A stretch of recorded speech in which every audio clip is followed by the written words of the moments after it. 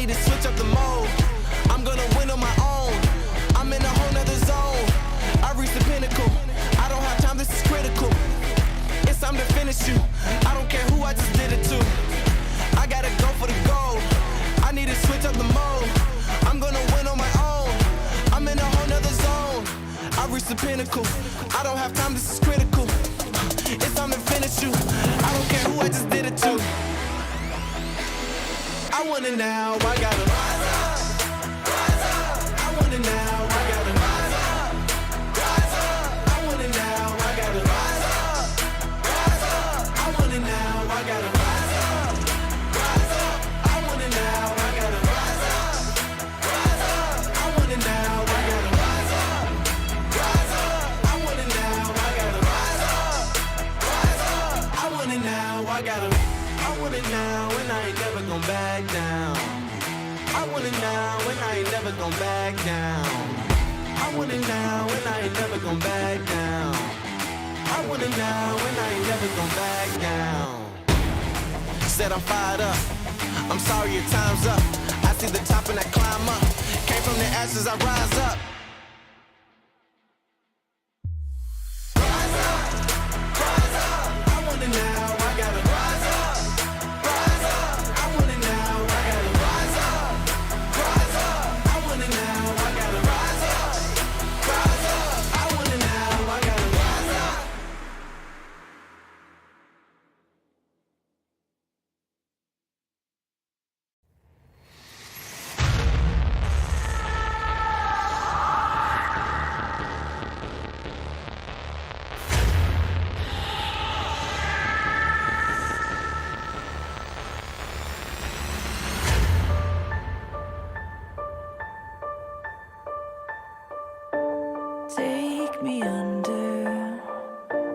Take me under your wing, crack of thunder, as a wild bird sing.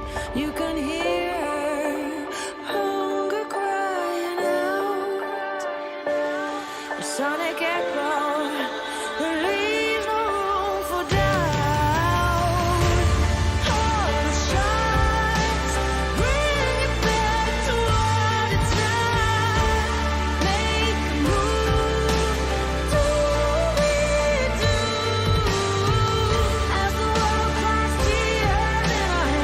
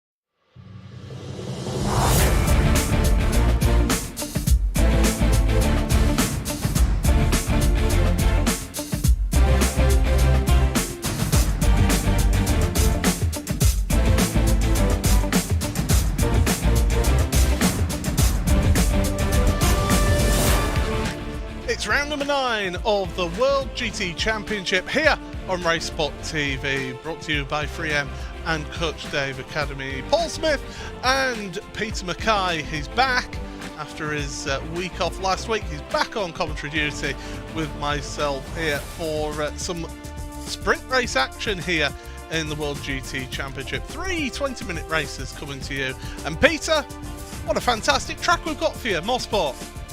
Oh, one of my favourites actually here, what now known as Canadian Tire Motorsport Park, but us oldies, we know it as Mosport, don't we? It's in its original name. A circuit that really follows the natural curvature and undulation of the land, and that usually makes them very thrilling racing.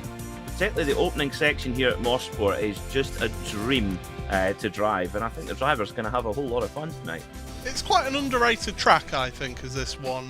You've got that sweeping start to the lap, absolutely. But there is our calendar. Just look at that.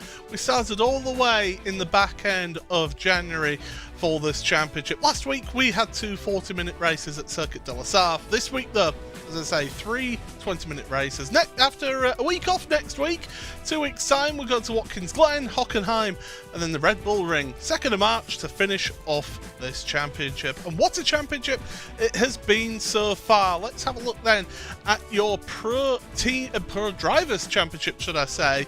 And Luke McEwen got a healthy lead at the front of the field over Ross McFarlane. 69 points between the two of them. Josh Thompson then in third, ahead of his teammate Jack Sedgwick, with Michael Evdoka, Adam Volkovich, Adam Watson, Dave Baker, Pete Harrod and Mike Horder rounding out the top 10.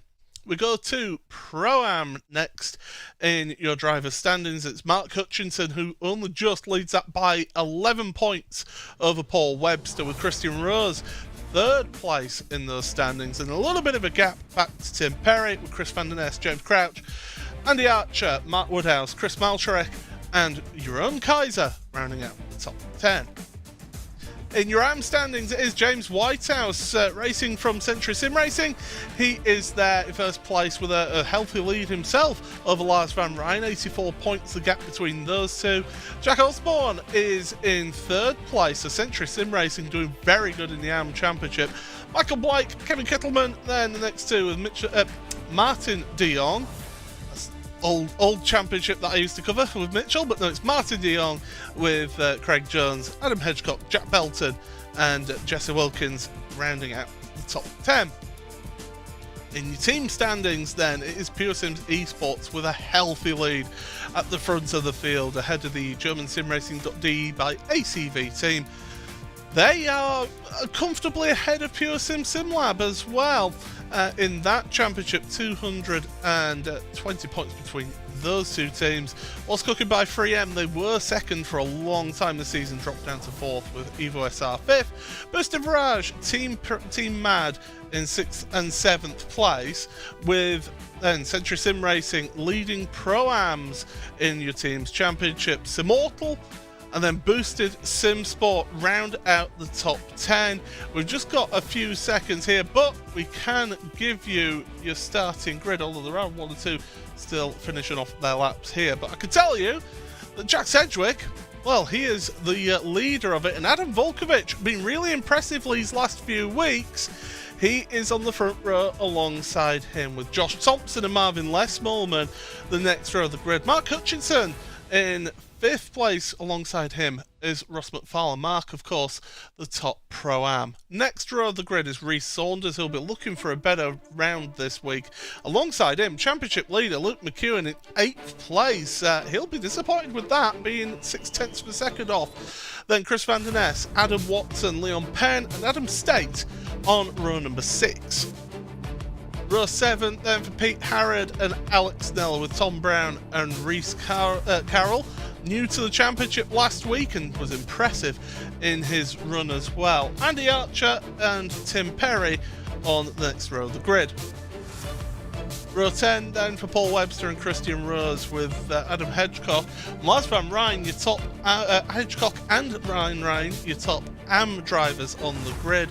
Ashley Finch and Philip Koenig in the next row of the grid on row number 12.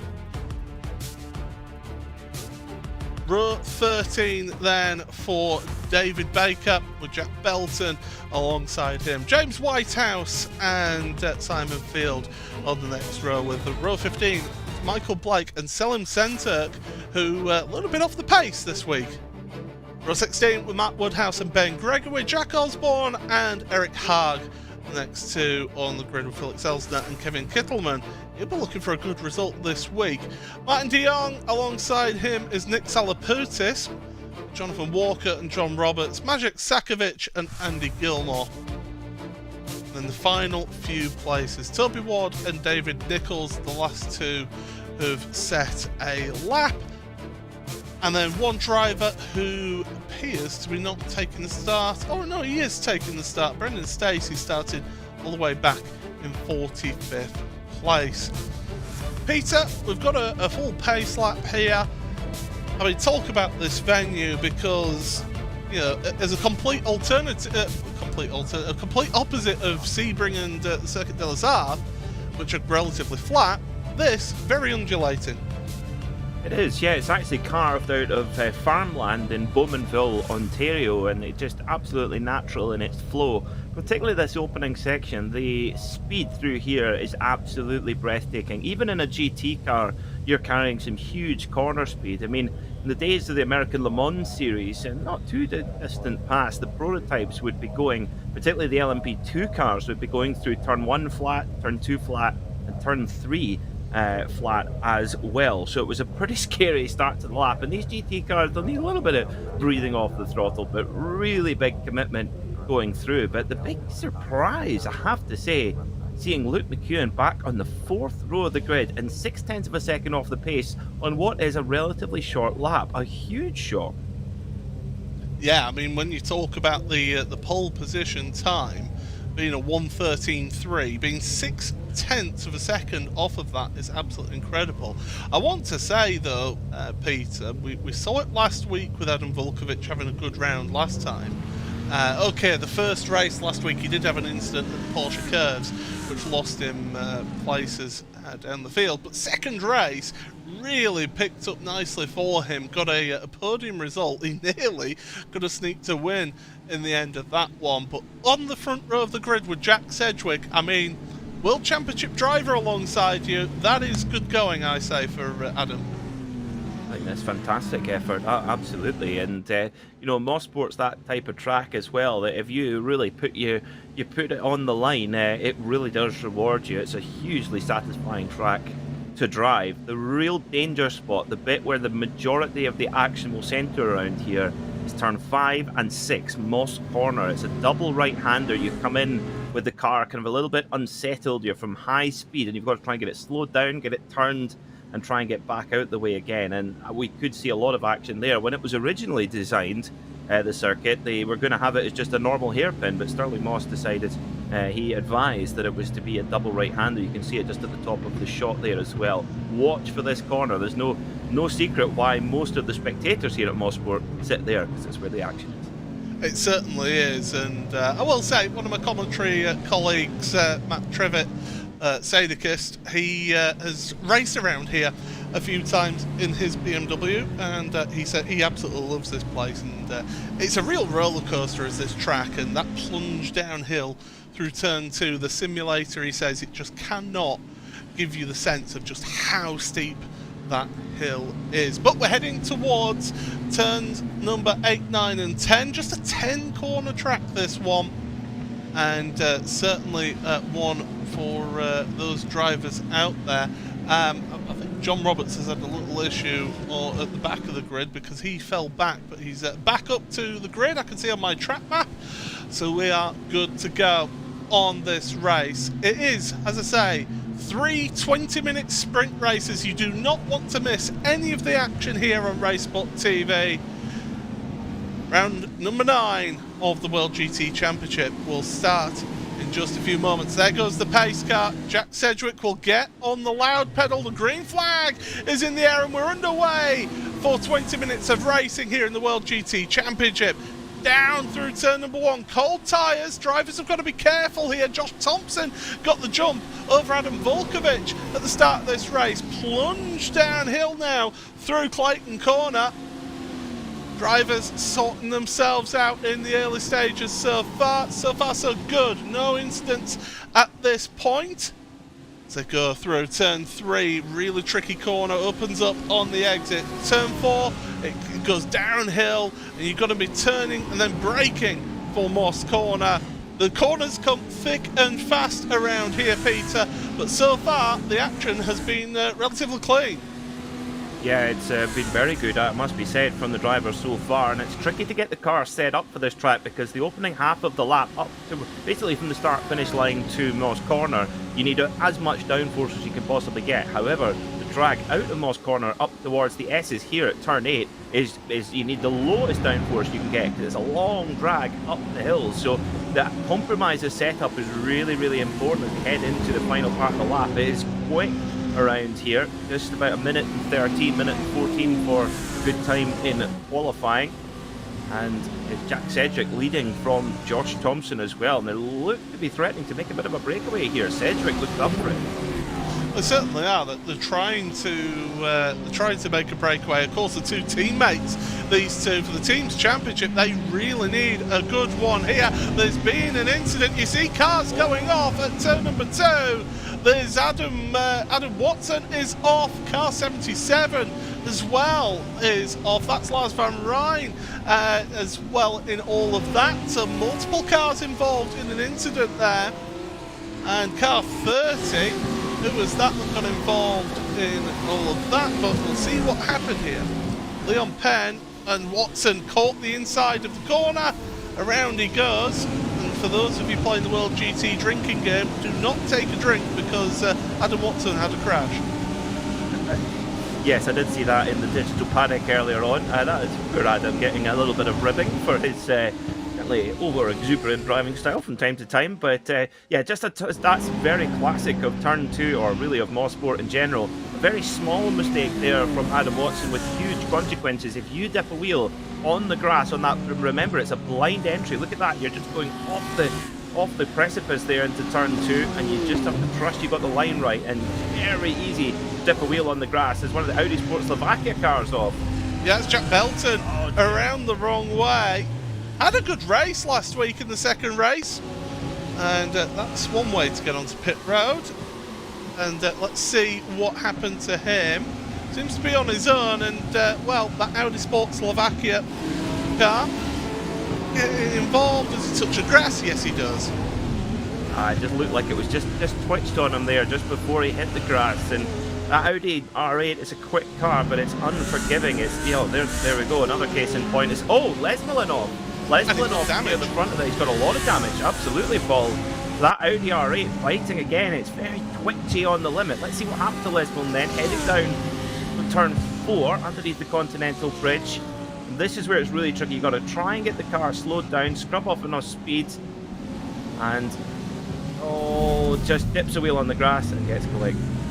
That was the car in front that lost it, though. That's the thing. And I think that was his teammate, Adam Volkovic, who lost it there. We'll go on board. Look, there you go. There's his teammate onto the dirt. Nowhere to go. They usually say go and aim the car at where the other car currently is, because it should get out of the way by the time they've had the spin, but not the case this time. Oh dear, that'll be an awkward one in the German Sim Racing team room, but nevertheless, Josh Thompson sets the fastest lap of the race so far, 1:14.1, just about a tenth of a second quicker than his teammate Jack Sedgwick. The gap is just hovering around 0.4 of a second at the moment. The big story is Sedgwick and Thompson have opened up, somehow, in the opening 5 minutes of this race, they've opened up a 4-second advantage back to Ross McFarlane in third. That's absolutely incredible. Just, you think we're not even 5 minutes into this race and they're already that far ahead. It is absolutely incredible. Drivers just working their way past some lap traffic down the back straight there, heading towards turn number 8. Tricky corner. It's a sweeping corner, but then you're on the brakes straight away for turn 9, and then slow it down again for turn number 10. That final corner as they come out of that one across the line for another lap here. So, as you say, Jack Sedgwick leads this one ahead of Josh Thompson, first and second place between those two. Ross McFarlane, who's wanting a championship fight, Well, he's in 3rd place. The problem for him is that the championship leader, Luke McEwen, is in 5th place in this race. There's more lap traffic, and I think, Peter, bearing in mind that if cars do get damaged, they do get a free fast repair in this series. They're coming out the pits right as the leaders are coming through, so lap traffic will be a thing tonight. Yeah, even in a sprint racing format, it's just that it's such a short lap here at Mosport, so very easy, to get caught up and get tangled up as we ride on board with the BMW M4 of Rhys Saunders. You can see the championship leader, Luke McEwen, in his new Team Redline colours. Looks great on that Lamborghini up in front as they'll jostle for a little bit of slipstream, heading up towards the big commitment, 4th gear, turn 8. And Saunders having a wee look here at McEwen. McEwen not looking as comfortable as we're used to seeing him in this format. And I must say, actually, as well, Paul, I would have thought that, whoa, big wobble for Saunders. I must say, Paul, I would think that the Lamborghini would be perfectly suited to this track as well, with its nice flat cornering style. Yeah, you certainly would think so, but that BMW has been an absolute beast, it has to be said. Since the new iRacing build, it's really become a more favoured car, has that BMW, but Luke McEwen struggling to get past our Pro-Am, our top Pro-Am in this race, Mark Hutchinson, who's in 4th place there. You've got Rhys Saunders, then Chris van der Ness, and we've got a change at the front of... Wait, no, we haven't. Sorry, that was my timing screen just playing tricks on me there. I thought that Josh had made it past, but then it's corrected itself. There's a 1 second gap between those two now. That's quite a big gap between those two, to be fair. Yeah, half a second Cedric pulled out of Josh Thompson the last time by. A 1:14.2 from Cedric. So, we see Jack Cedric just a couple of times a season where he just has these races where he's on another level to the rest of the field in terms of pace. We saw it at the endurance round at Detroit last season as well, and now he's got some real mileage underneath that Evo spec Ferrari and really making it work here at Mosport. Reese Carroll trying to make some moves and does ahead of Adam Volkovich. Sort of moving up a position goes Carroll. As I say, really impressive debut in the championship for the 3M driver. Last time out at Circuit de la Sarthe in that 40 minute to 40 minute races last time out. And, finds himself now up into 10th place. Different track this one though. That Audi still sounds incredible, it really does. But that Reese Carroll's pulling away now. You can tell the damage is really affecting Volkovich with his teammate behind. Yeah, and really with such a short race, there's not really, unless you're absolutely necessary to come into pit lane, you kind of just have to put up with that damage and try and get to the end of the race. And of course we do have reverse grids for race 2 and 3, so it does not mean the night is over. And actually Volkovich and Lesmelin are doing a super job here to kind of nurse the damage. They're in 11th and 12th, and one of the Team Mad cars is off, Maciej Sakovic. Oh dear. Well, it's all happening at turn 5 as we thought. Yeah, the magic sandwich, not quite got the magic here today, and he had an issue there. He's got one of the Parabellum cars behind him into Moss, gets it out on the dirt, gets it out on the grass. Very little that you can do at that point. It's like ice. Fortunately for him, keeps it out the walls. Yeah, that's a good thing, because we've seen that a lot of other drivers too. Oh, go on, Paul. I've seen on the track map, and that is what I've seen on the track map. Adam Volkovich in the wall at turn number 2. He's struggling to get that car back onto track. I'll be interested to see. Oh, that was really close then. My goodness, I think there's a change of underpants needed there for that driver. But Volkovich now drops down the order. And that was Jonathan Walker, I believe, that's behind him now.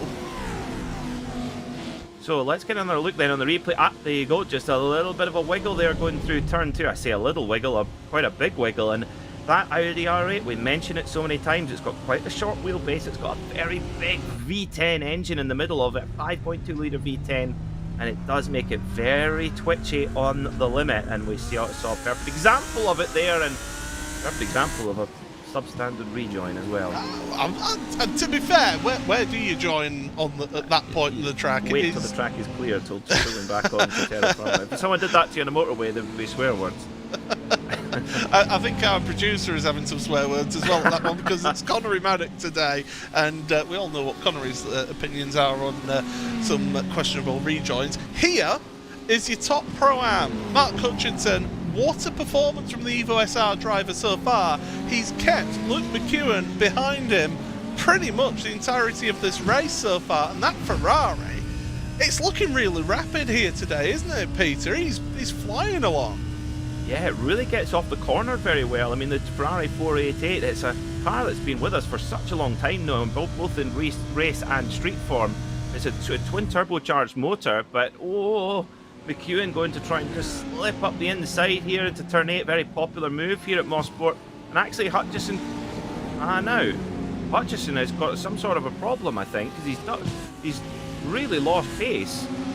I think that was just being offline. I think that's because he was offline. Yes, It compromised, because he was wide through turn 8. It compromises your entry into turn 9 and really loses you a lot of time. But what that's done, he's managed to stay ahead of Rhys Saunders, but what that's done is it's brought Chris van der Ness into this battle now. So the two Evo SR cars, we've got a year one sandwich happening right now, Peter, and Rhys carrying on with his white number boards once again, and down through the dip here at turn number 4 into Moss we go again.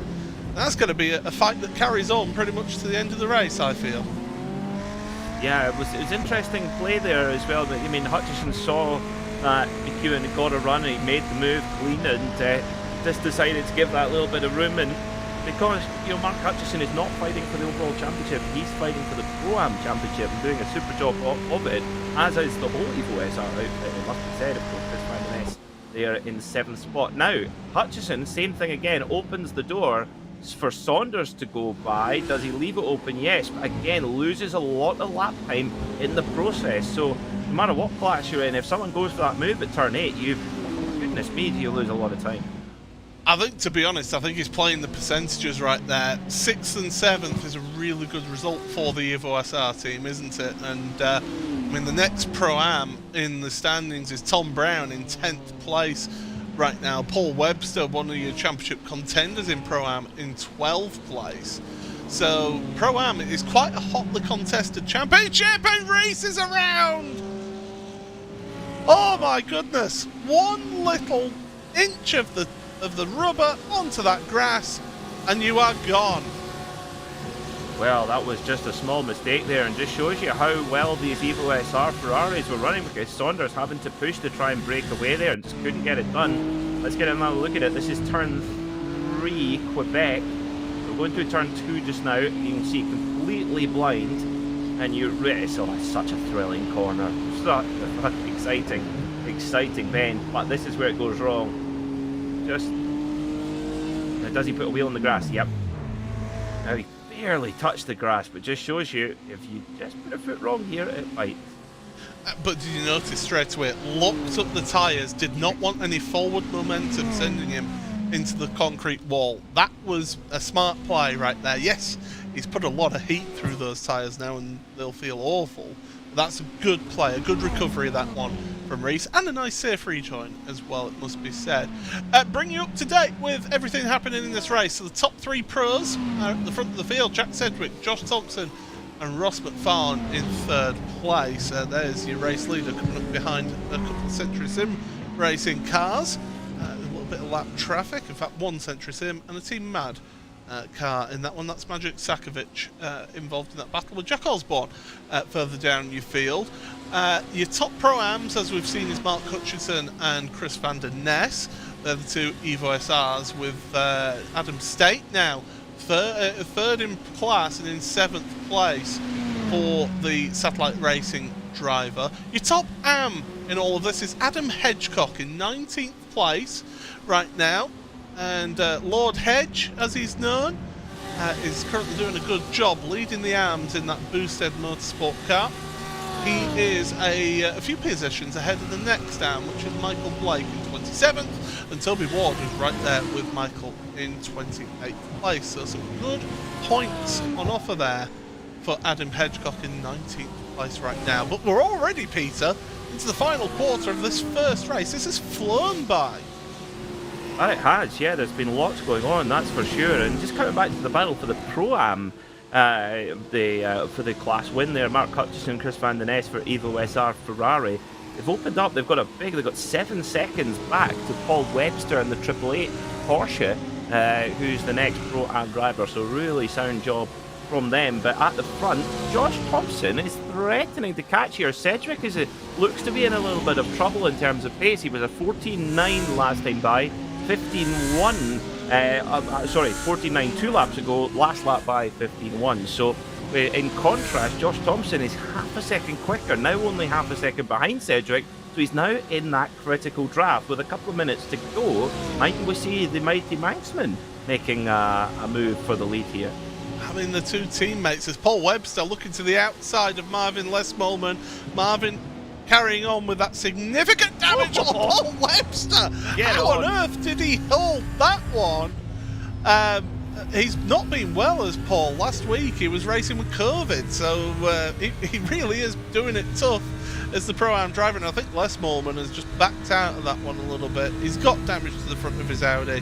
I think he'll just be happy whatever place he does finish in. But that was a bit of heart-in-mouth moment there for Paul Webster. Oh, that was proper Francois Delacour RGT 911 stuff there as well. Not necessarily the fastest way around, but my goodness me, was that spectacular. Paul Webster, I wonder what that onboard must have been like. Fast hands required to keep that 888 Porsche on the straight and narrow, and Leslin did very well not to panic. Of course, we were riding on board with Leslin at the time, and he didn't look flustered at all. It must be the comfort of that beautiful blue sparkle seat, which I'm not jealous of at all. Yeah, it's cool, isn't it?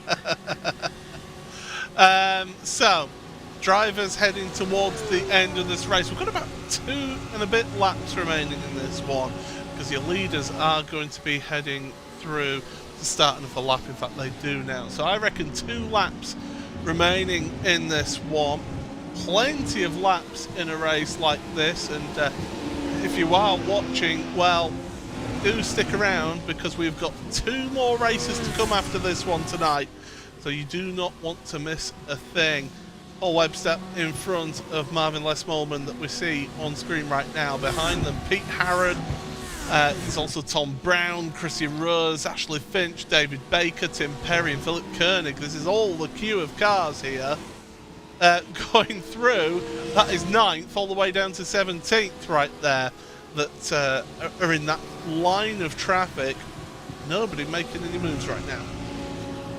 Tell you who is making a move is Jack Cedric. After having 2 slightly steady laps, perhaps making his way through traffic, well, he has answered straight back, 0.4 of a second quicker than Josh Thompson last time by. So just answering with some pace exactly when he needed to. So Jack Cedric has reassumed control of this race as we're heading towards the final lap, possibly the penultimate lap, but Cedric looking in control now, being able to unleash pace at will.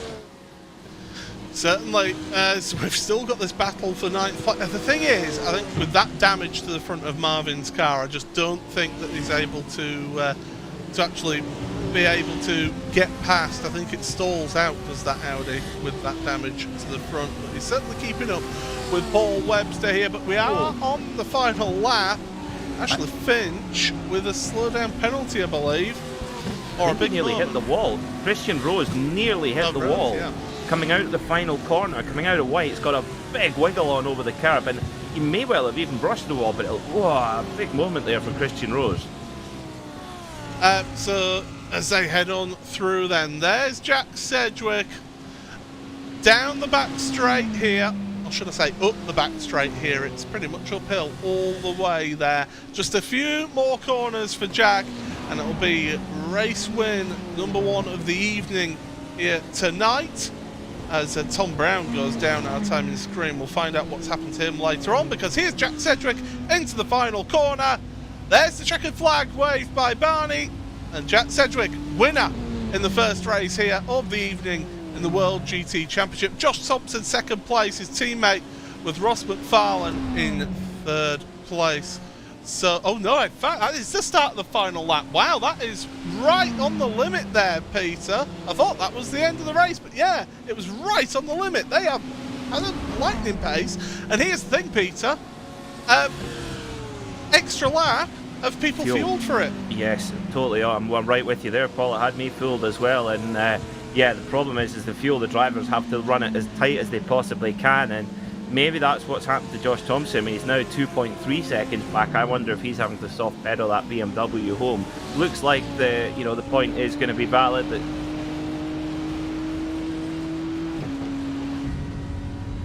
he's taking it easy. Soft throttling. Yep. Yeah. He's got a big enough gap, so he doesn't need to worry about that behind. Yeah, but that's there's confirmation as well. Sorry for pausing there. I just wanted to listen to Josh's throttle input, but that gave away the story. But here comes Jack.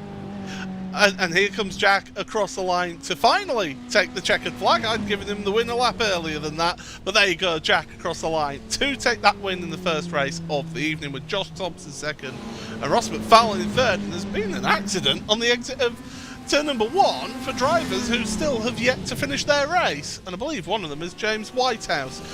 There goes Mark Hutchison and Chris van der Ness across the line. There's James Whitehouse.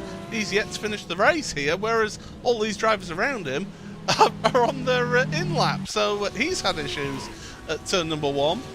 And oh no, that is not a good rejoin, I'm afraid. That was right in front of Lars van Rijn, who's in front of second. our race leaders as well. Yeah, well, the race leaders had finished the race. There's the mistake. Yes. I think he was just trying to get out of the way, wasn't he? And then he's just allowed that car to roll back on. Oh, there's a disapproving sigh coming from the production of this broadcast as the rest of the drivers make their way in. But as I say, James has yet to finish this race. But somebody who has finished this race and is the race winner, it is Jack Sedgwick.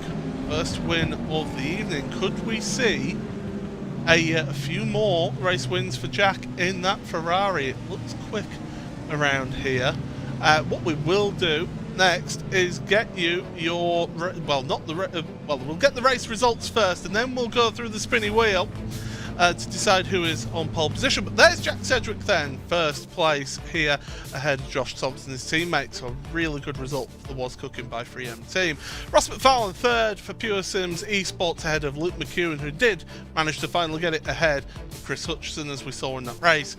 Just could not fight for any higher than that. Mark Hutchison fifth ahead of Chris van der Ness, with Adam State in seventh. Hutchison and Chris van der Ness, of course, he top Pro-Ams in this one. Adam State as well is another Pro-Am.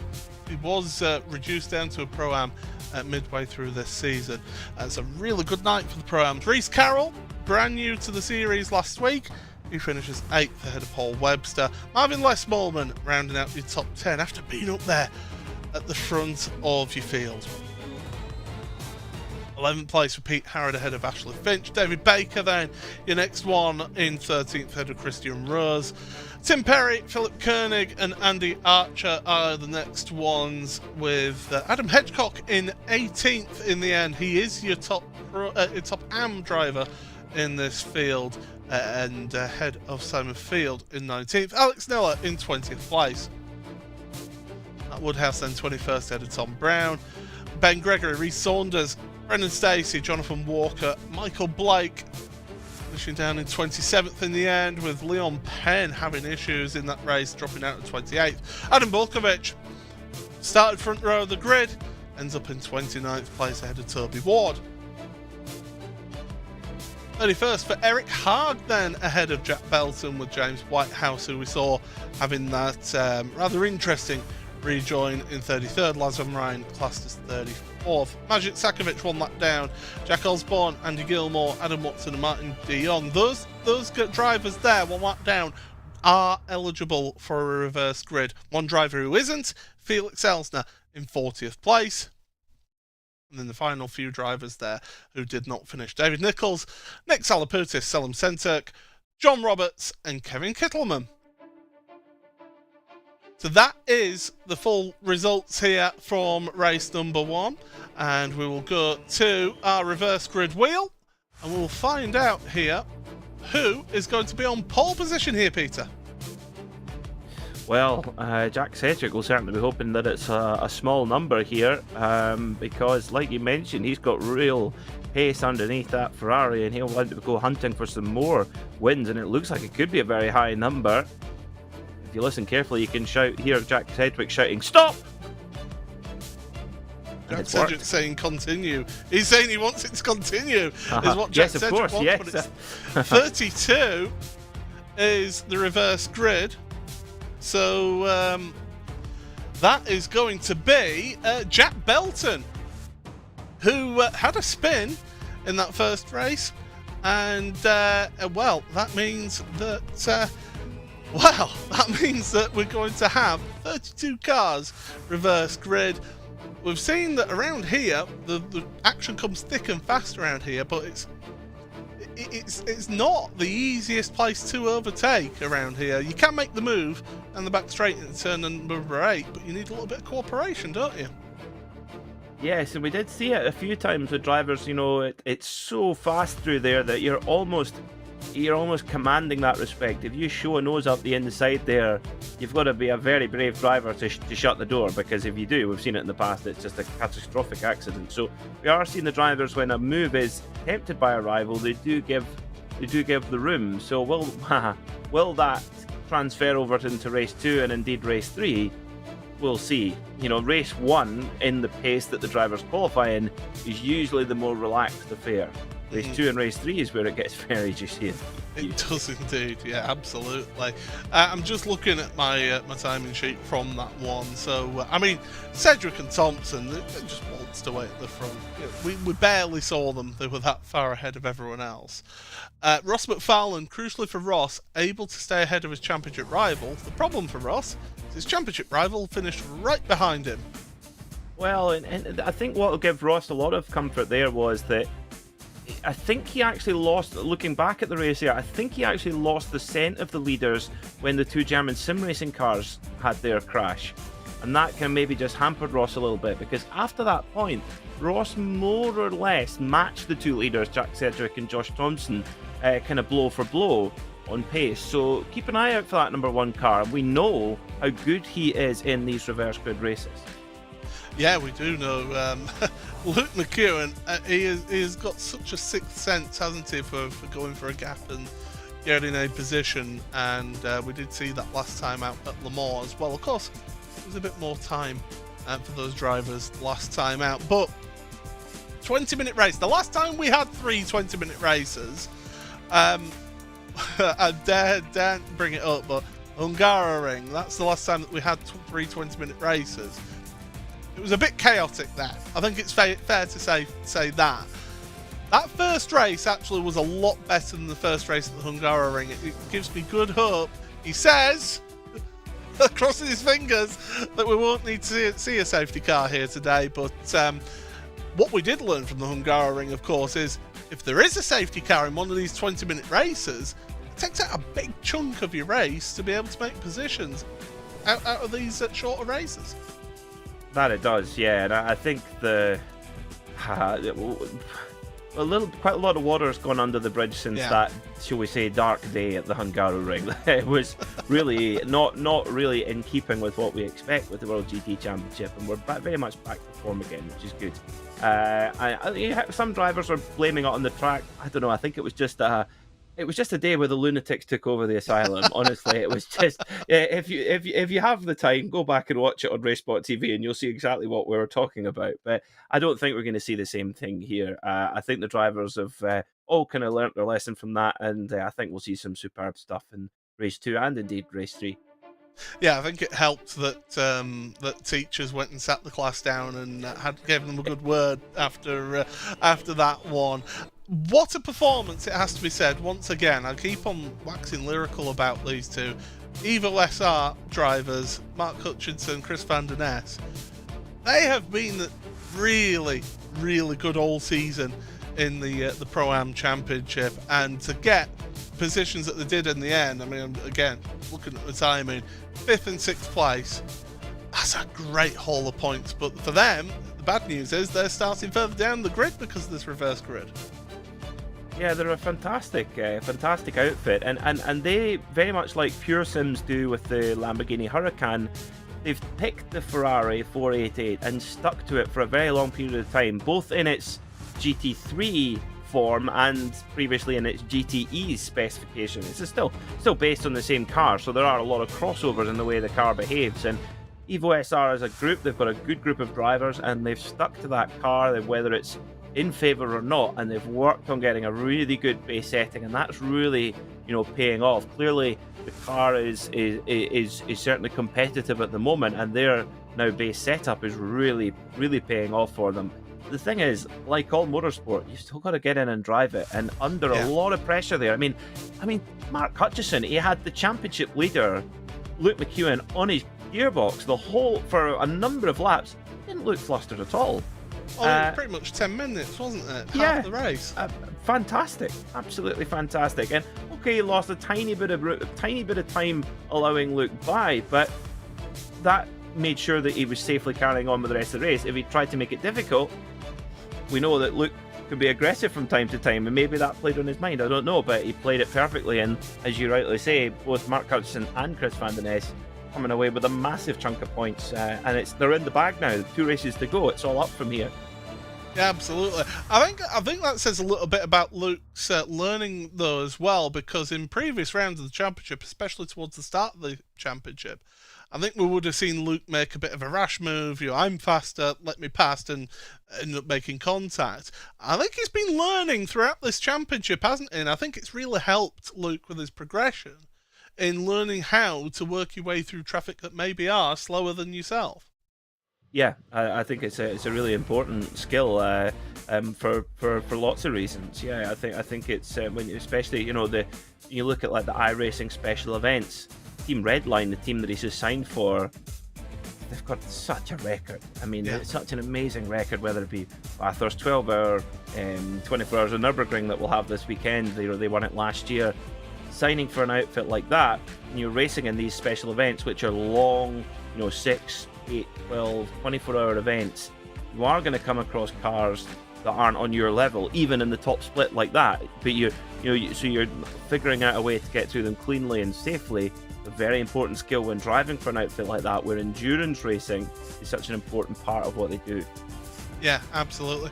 Don't worry, everybody, you're not missing a thing. We are getting into the second race session of the evening, so again, don't worry, you're not missing a thing here. It's Paul Smith and Peter Mackay here for coverage of the World GT Championship, and Peter, we have to say, one of the main championship sponsors for a number of seasons now is 3M, and they've provided us with, provided me with a pair of their Sim 21 gloves, which you're going to tell us all about, Peter, aren't you?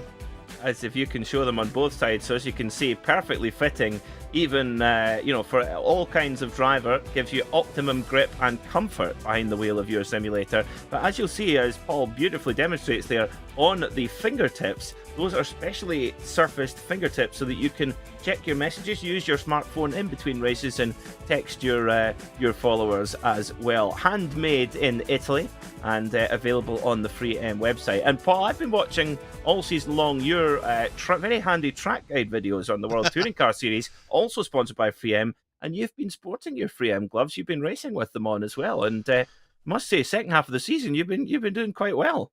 I know how to keep the sponsors happy. It's all I'll say about that.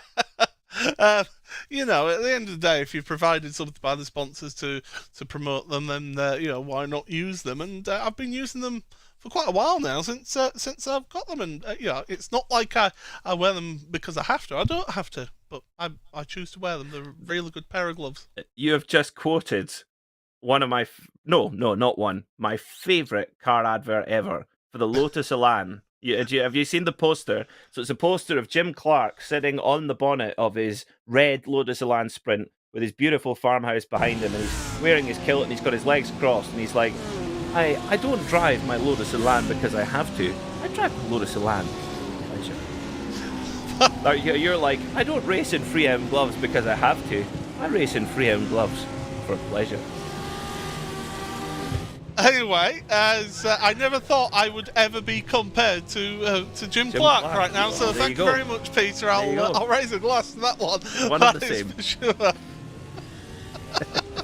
I'm sure if Jim Clark, if he'd have ever got behind the sim, I think he would have quite easily beaten me.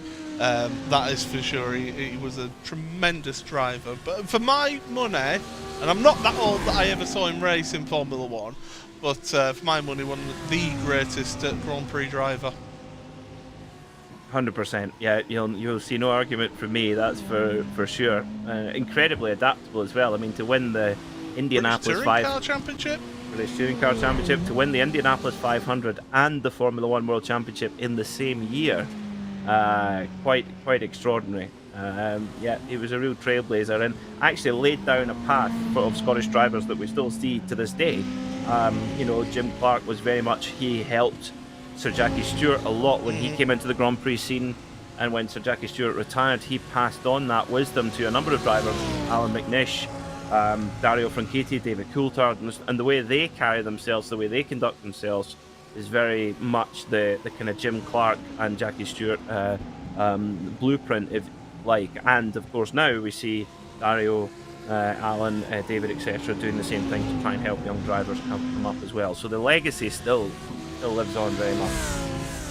I actually know for a fact that even famed twice touring car champion John Cleland from Peebles, he does a lot of road safety coaching for young people who aren't of age to drive. He works with some of the young Scotsmen and really helps them learn how to be safe on the road before they can then go out and actually legally learn to drive. So you know, even on the road, you've got these great Scottish racing drivers helping the next generation come through. That's because he wants them to get their license so he can sell them a car. Yes, absolutely. He's a very prominent Volvo dealer in Galashiels in Scotland. I'm only jesting, of course. It is. All of the Scottish drivers do put the time back into the sport and do help whenever they can. For a little country, we've performed pretty well on the stage. In fact, here at Mosport, Jackie Stewart won twice in 1971 and 1972. Did you know that at Mosport there was a driver actually given a black flag for being too slow in Formula 1 on the Formula 1 Grand Prix? Oh, go on, name them. I can't remember the name, unfortunately, but I believe it was in 1968. It was a British driver, British driver who lived out in Canada, and he only ever raced at the Canadian Grand Prix, and he was that slow that he was something like he was being lapped the 13th time when they gave him a black flag because he was dangerously slow out on track. Dear me, he must have been a sponsor. You'd have to think he was. Well, it's the 1960s, so you could pretty much buy a Formula 1 car for 2 and 6 pence and a bag of chips, you know. So yeah. So yeah, it was the only Grand Prix driver ever to be black flagged for being too slow during a race. That's not a nice accolade to have, is it? You wouldn't want that on your gravestone anyway. Well, speaking of Mosport, we just saw the conditions up on screen. 40 degrees track temperature. It does get hot in Canada. It is true. It does get hot in Canada. Everybody thinks of it as quite a cold climate, but no, it does in the summer get really warm out there. So drivers are going to be, especially with these long radius corners, Peter, they're really going to be feeling the grip leaving them towards the end of the race. Yeah, I think that is going to be a big factor. When it gets greasy here at Mosport, the grip does fall away, and with that high track temperature, that is going to happen. Well, the drivers have had a few minutes of warm-up to try and get the feel for those conditions as well. Quite important lap times. Fastest, Luke McEwen, 1:14.2 in that practice section there. There is someone called Breakspear on our RaceSpotTV YouTube chat who's called you Yorkshire's premier hand model. Now that is something you want on your gravestone. I know Breakspear very well, and yes. I wondered that. But drivers getting themselves set for the second race of the evening. So without further ado, let us get you your starting grid here for race number 2 of the evening. And you know that it's Alex Neller who's set the grid for this second race, because we've got the Silverado is at the front of the field, and it is Jack Belton. Pole position then, alongside him Eric Haag, with Toby Ward and Adam Volkovich on the next row of the grid. Those paints don't look right to me, but there we go. Liam Penn and Michael Blake on the next row of the grid. Jonathan Walker, Brendan Stacey, Rhys Saunders and Ben Gregory rounding out the 5th row of the grid. Tom Brown and Matt Woodhouse on the next row. And then on the next one, there we go, we've got the paint sorted there. No, we haven't, because Alex Neller 14th, alongside him is Simon Field. We'll live with it. Adam Hedgecock and Addy Archer with Philip Koenig and Tim Perry. 10th row of the grid here for you is going to be shared by Christian Rose and David Baker. Then Ashley Finch with Pete Harrod are the next 2 along with them. Marvin Les Moment and Paul Webster share row number 12 of the grid. And then it's Reese Carroll, Adam State with Chris Van Der Ness and Mark Hutchinson. Row number 15, Luke McEwen, Ross McFarlane with your race 2 winners, Josh Thompson and Jack Sedgwick, 31st and 32nd on the grid. Then Lars Van Ryn is the first of the drivers who did not benefit from the reverse grid. Alongside him is James Whitehouse, Magic Sakovic and Jack Osborne. Then the next 2 with Andy Gilmore and Adam Watson, Matt de Jong and Felix Elsner on the 20th row of the grid. David Nichols and Nick Salaputis then in row 21 with Selim Sentek and John Roberts on row number 22. And at the back of the grid, Kevin Kittleman on row number 23, all on his own. Apologies for losing our graphics there, a few technical problems, but we'll get that sorted out, no problem. But the drivers will be heading their way out of the start line, so we've got about a minute and a half here, Peter, now. Jack Belton must be feeling very anxious because he's an AM, he's on pole position, he's got Eric Haag alongside him. Toby Ward, the next AM, is in 3rd place, so there's a few of those AMs and Pro-AMs, but look at them behind. Adam Volkovich and Leon Penn at 4th and 5th place. They are going to be wanting a really good result to make up for race 1. Yeah, that is true. They need to make the most of their opportunity here and get through those opening lap or 2 cleanly, let the field thin out a little bit and just pick their way through and try and get their night back on track. After 2 bad races, really difficult to try and recover that as well. The mighty Chevy Silverado leads us around. I like that. I like that's the Alex Naylor signature of a session. That's very good. And I will say thank you to H in the chat. It's Al Peace, of course, Al Peace, who was the man who got the black flag for being too slow here. Goodness, I thought you would find out finally who the guy in line of duty was, but no, H-A-I-T-C-H, not the letter H. Goodness. Well, drivers getting themselves ready for the second race of the evening. We did find out, by the way, that John Roberts, the issue that he had on race number 1 is that his computer decided to kick him to his desktop.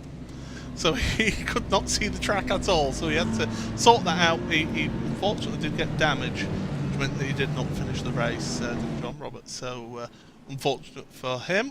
Hopefully he'll have things go a lot better. But Peter, race number 2 then, what are your thoughts? Who are you putting your money on? Oh, that's a tricky one. Oh, I think Leon Penn. Leon Penn, 5th place on the grid. Adam Volkovich in front of him, who's a pro.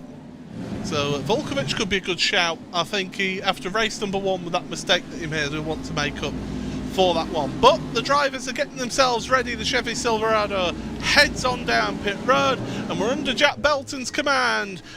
Barney the flagman will wave the green flag. We're underway again for another 20 minutes here in the World GT Championship. Across the line, there goes storming through. Everybody making it through turn number 1, are they? Cold tyres, don't forget. Take a little while to warm up here. Turn 2, plunge downhill, careful through there. So far, so good. We have got 1 or 2. Yeah, we have got 1 or 2 spinning, but seeming to stay clear for the time being. That's good going. I believe it was Ashley Finch who dropped down the order on my timing screen. As drivers trying to sort themselves out here in the early going. This is the tricky part of the race. You've got to try and make those moves and make them count while you can. Some tyre smoke at Moss.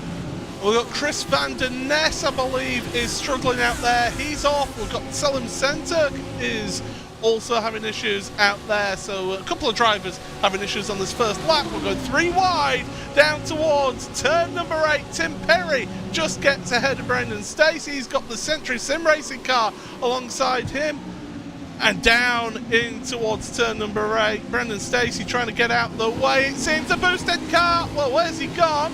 He's having internet issues out there. And he'll be hopefully heading... Oh, he's headed down pit road. I think he has. He's decided to get out the way of everybody. But Peter, so far so good for Jack Belton at the front of your field. Yeah, leading away with confidence is Jack Belton in that Audi Sport Slovakia machine, gapping Eric Haag by, well, about 0.8 of a second on that opening lap. So a perfect start to the race for Jack Belton. But your pick, Adam Volkovic, Paul, he's a great start from 4th on the grid up to 3rd now as well. But Leon Penn in his wheel tracks at the moment as they come into turn 5 and 6 for the second time. Andy Gilmore and Selim Centuk have been on pit road, got fast repairs for themselves, as has Brendan Stacey. So 3 drivers having issues on lap number 1. Down the back straight they go once again. And these drivers starting to spread out a little bit at the front here. There's been a little bit of a gap between 5th and 6th place. So Toby Ward seems to be holding up everybody else behind him. There goes Michael Blake trying to make a move on Ben Gregory, and Gregory stays ahead, and through they go. Final corner. This may be a timing screen glitch, but it's showing Jack Sedgwick out the session. Is that the case? I think it's just a timing glitch, yeah. Sorry to the panic there for the Sedgwick fan club there. Apologies, yes. They are just looking what our leaders from race 1. Sedgwick up to 26, Thompson into 27. Oh, that's Eric Haag. And he was in 2nd place, he's not anymore. Reece Saunders has dropped down the order. Where is, I'm going to say, looking at this, where on earth is Adam Volkovic? Well, we're about to find out, and I think he's got involved in this one. Okay, so it's rushing down towards turn 2 now. This is so fast through here. You go off the edge of a click now. Is it Haag that makes the mistake, or is it Volkovic that gets into the back of him as they head up towards turn 3? Volkovic makes a move and just takes the 2 of them. Oh dear. And Leon Penn taken for he gets a little bit of a hit there too, and Reece Saunders getting taken along. So Volkovic taking 3 cars with him and damage to another. Very sloppy. I think Reece, to be fair, was trying to react, but mid-corner there, you've got really little chance of reacting to that, have you? Without unsettling the car. And Leon Penn, thank you very much. I'll go through, take 2nd place. Yeah, but with an asterisk though, Leon Penn did take quite a heavy hit to the front left of the car as Reece Saunders comes in to get his quick repair. But, 15 minutes left in the race, can keep going and see what he can salvage from it and maybe get a good reverse grid for race 3. But we carry on, and that's given Jack Belton a bit of breathing room, 2.1 seconds. Luke McEwen on pit road. Oh. And in fact, I think he's going to be out the race potentially on this one. So McEwen, championship leader. This could be a big day if you're someone like Ross McFarlane out there. I mean, McFarlane has made up 11 places in this race, but there's Luke McEwen. He's on pit road for Team Redline, and he's not going anywhere fast. Oh dear, so what on earth happened to Luke McEwen, our championship leader? Well, that is, as you say, Paul, quite right. huge opportunity for Ross McFarlane, and this is just classic Ross McFarlane. I apologise if I sound like a broken record, say it so often about Ross, but it's so true in these quite chaotic reverse grid races, whether it be here in the World GT Championship or in the World Touring Car Series. He just knows how to stay out of trouble in these quite frantic events and basically gather up the points. He's already up to 16 spots, so Ross McFarlane could be getting back into the hunt for the championship.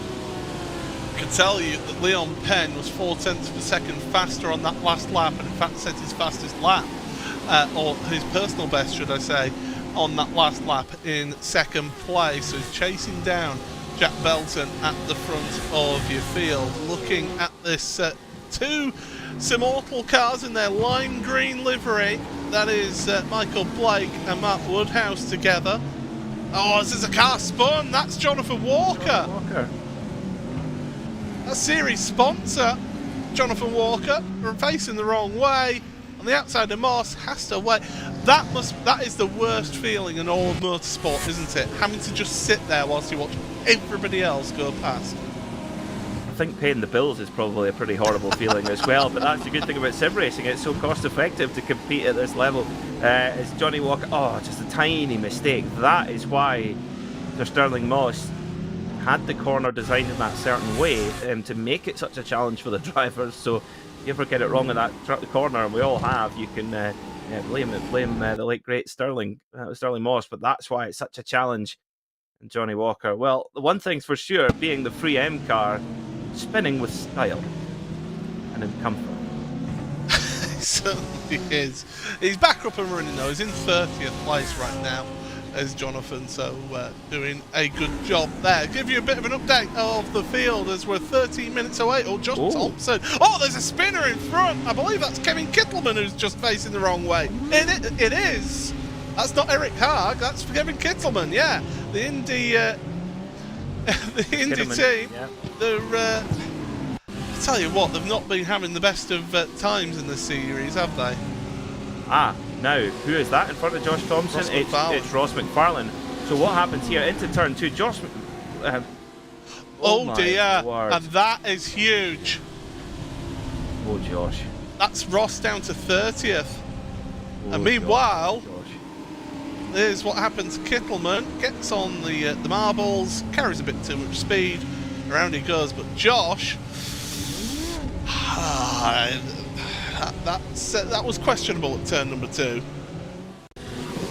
Well, yeah, let's have another look at it, because Ross McFarlane gives him the room, and Josh gets on puts a wheel on the grass, and I'll be very frank. That's not the sort of thing you expect a World Championship level driver to do, quite honestly. It's a mistake. It is a one. mistake, Huge. But it is a big one. Absolutely. And Ross McFarlane is on pit road. It doesn't really matter who it doesn't matter that, it's Ross fighting for the championship. Any car, that would be the same scenario. It's just, that's the fastest part in the circuit, trying to fit the car in a gap that's not there. And yeah, that's... Oh, very, very, very poor indeed, I have to say. Well, here's one man who is enjoying this second race, is Jack Sedgwick. Get this, up 19 positions so far in this race. He's gained the most positions of anybody out there on track. And the Inex driver, driving for for this team for many, many years. He's been an Inex driver for as long as I've known. Jack, he certainly is a very talented and experienced driver out there in sim racing. He's looking at Philip Koenig in front for the German simracing.de team for Koenig through turn 1, and Sedgwick is just lining people up, it seems, and just getting past quickly. And that's the key to these races, isn't it, Peter? You've just got to arrive, pass and drive away. And the one thing about Jack Sedgwick, it honestly looks like he's in a Scalextric version of this 488 GT3. He looks so in control. The car never looks out of shape, and it just looks so smooth, which indicates a driver who has got a good car setup, is comfortable with the circuit and driving at the peak of their powers. He's got a lot of cars to get through here, but not panicking at all here, Jack Sedgwick. He's on for a really strong night at the office, is the Ferrari driver. 10 minutes to go. Almost, but we're only at half race distance. There's a lot of water gone under the bridge, as they say. Oh, Pete Harrod, what's happened to Handsome Pete? This is turn number 5. He finds the grass, and he ends up taking a trip down there. And the Citra Sim Racing driver, he's dropped down a number of positions there. Oh, and there is Mark Woodhouse, and I believe that's Les Morman. Oh, it's not been Marvin Les Morman's night here today, and they are heading onto pit road. Let's see what's happened here then. So this is Matt Woodhouse down the inside. Now, is this going to be Les Morman having his own incident here? Oh, Mark, no, a little bit of contact, and then yeah, Les Morman does it all on his own. Now, not to stoke controversy, but did Les Morman get helped along by his teammate there?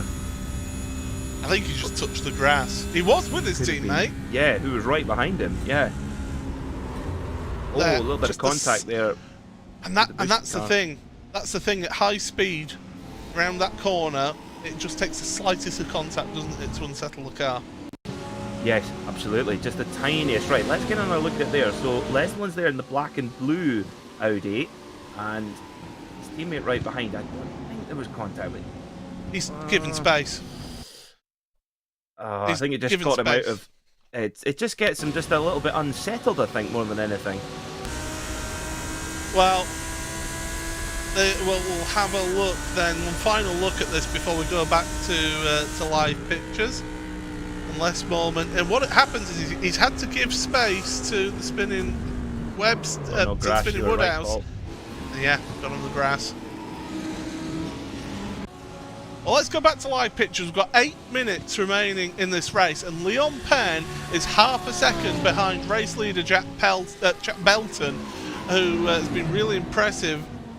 He's just driven, he's done what he's needed to do all race. He's just been consistent through this race as Jack at the front of the field, and it's showing, isn't it, Peter? He's not fallen back down the field like some of the others who have in the past had that reverse grid pole. Oh, I think it's a super drive from Jack Belton, really well deserved. I mean, he's had some tough races, and he's just showing that he's got this pace underneath him when everything comes together. And like we've mentioned, being able to drive that Audi at this pace, it's a fast car, but my goodness, you have to be on top of it. Leon Penn looking very racy in the Pure Sims Lamborghini. We know how long the Pure Sims effort has run this Lamborghini for. They've got such a good kind of core base setup for the car. Jack Belton is not letting it bother them at all. Leon Penn is going to have to work very hard to get this race win. And Tom Brown might be on the way as well. Tom Brown actually quite a bit quicker, 6/10 quicker than these two last time by, in 3rd place.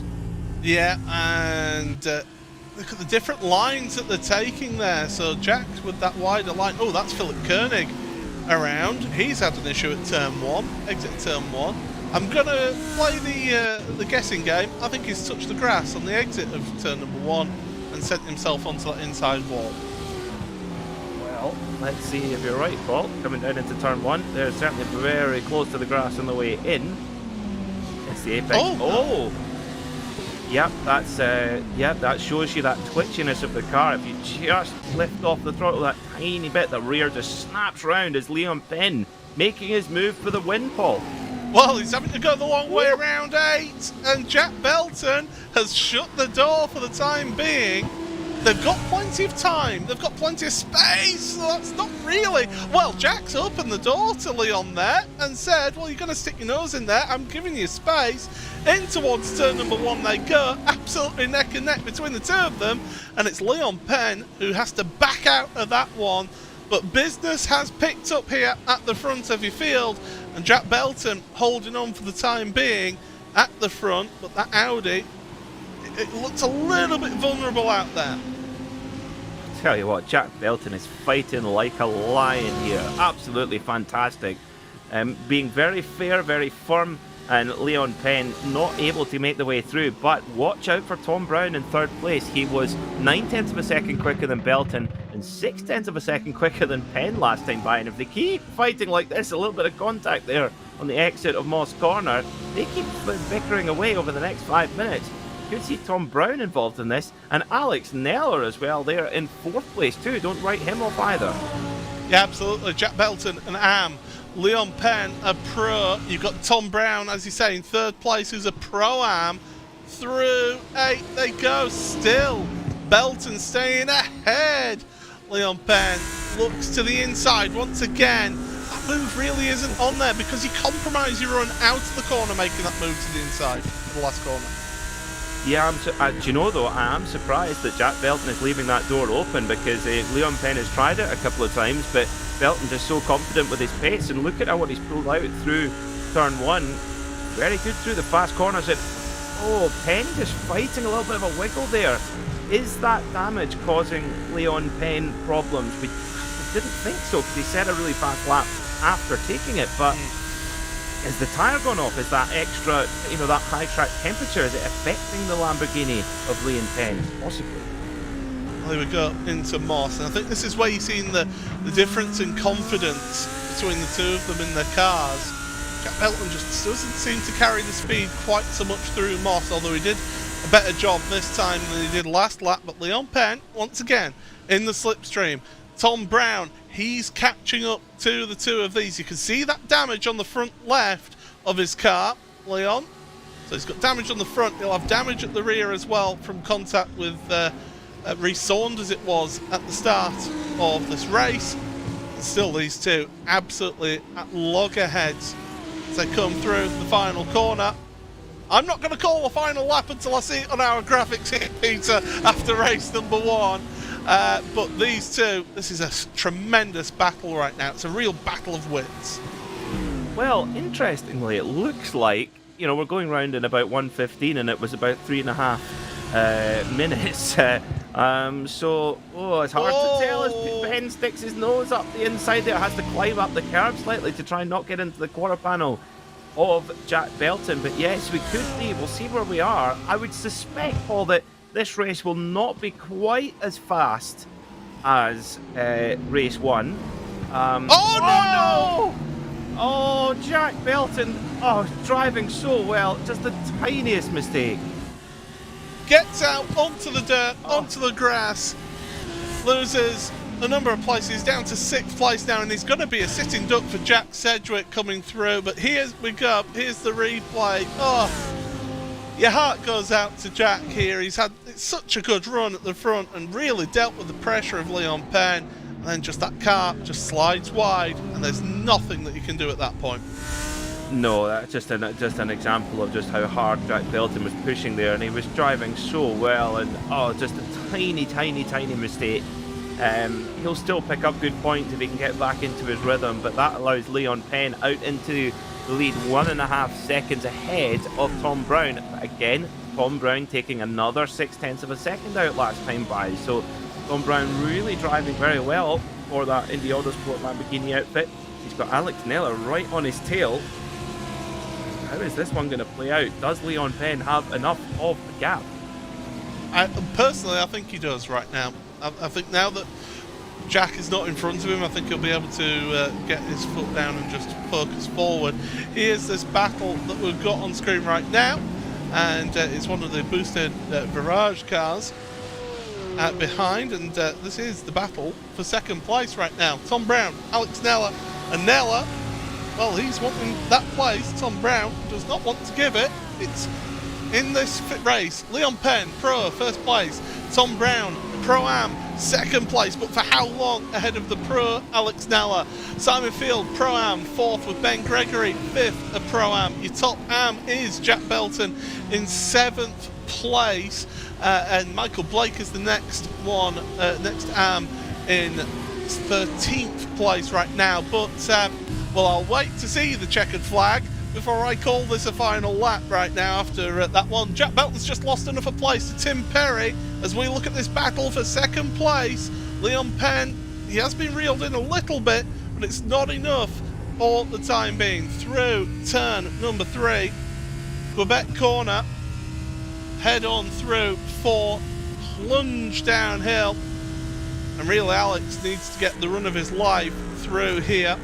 Tom just needs to get nice clean exit out of here to carry that speed all the way down the back straight here. Through 7 and then onto the back straight they go. So the two of them stay as they are as they head on down there. Leon Penn at the front of your field though. He's got a 1.4 second lead at the front. He's comfortable there. There we go, the confirmation. It is the final lap. So just 3 more corners for Leon Penn at the front. And it's going to be a win here for Leon or Pure Sims Esports. They'll be delighted with that second place. Oh, Tom Brown going very defensive into that final corner. There's Leon Penn across the line. And it is Tom Brown, your top Pro-Am, in second place. Jack Belton, your top Am in all of this, comes across the line in 8th place at the end. Oh no, 7th. Does he get, no, the timing screen updates. He does finish 8th. But my goodness, what a drive from Jack Sedgwick. 27 places gained in all of that. But a little tip of the hat, Leon Penn, he made it count and he kept it on the track, which is what he needed there, Peter.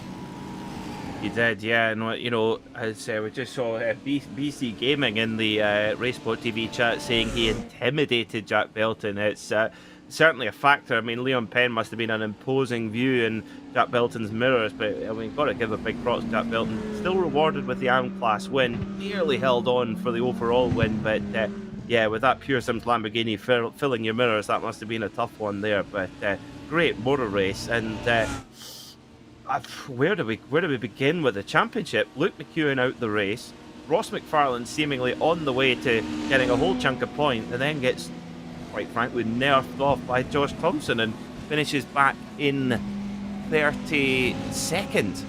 So, yeah, goodness, storylines up and down the grid.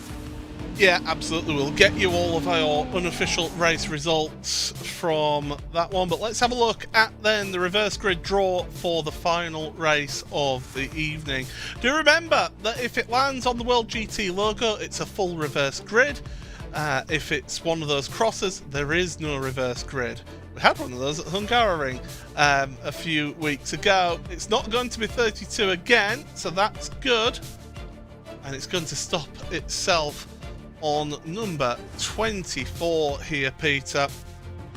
That is quite a relatively small reverse grid here for that one. But let's get you your unofficial race results from race number 2 of 3 this evening. Don't go anywhere, everybody, because we've got one more race to come after this one. Leon Penn, then, it is, who is your winner of race number 2.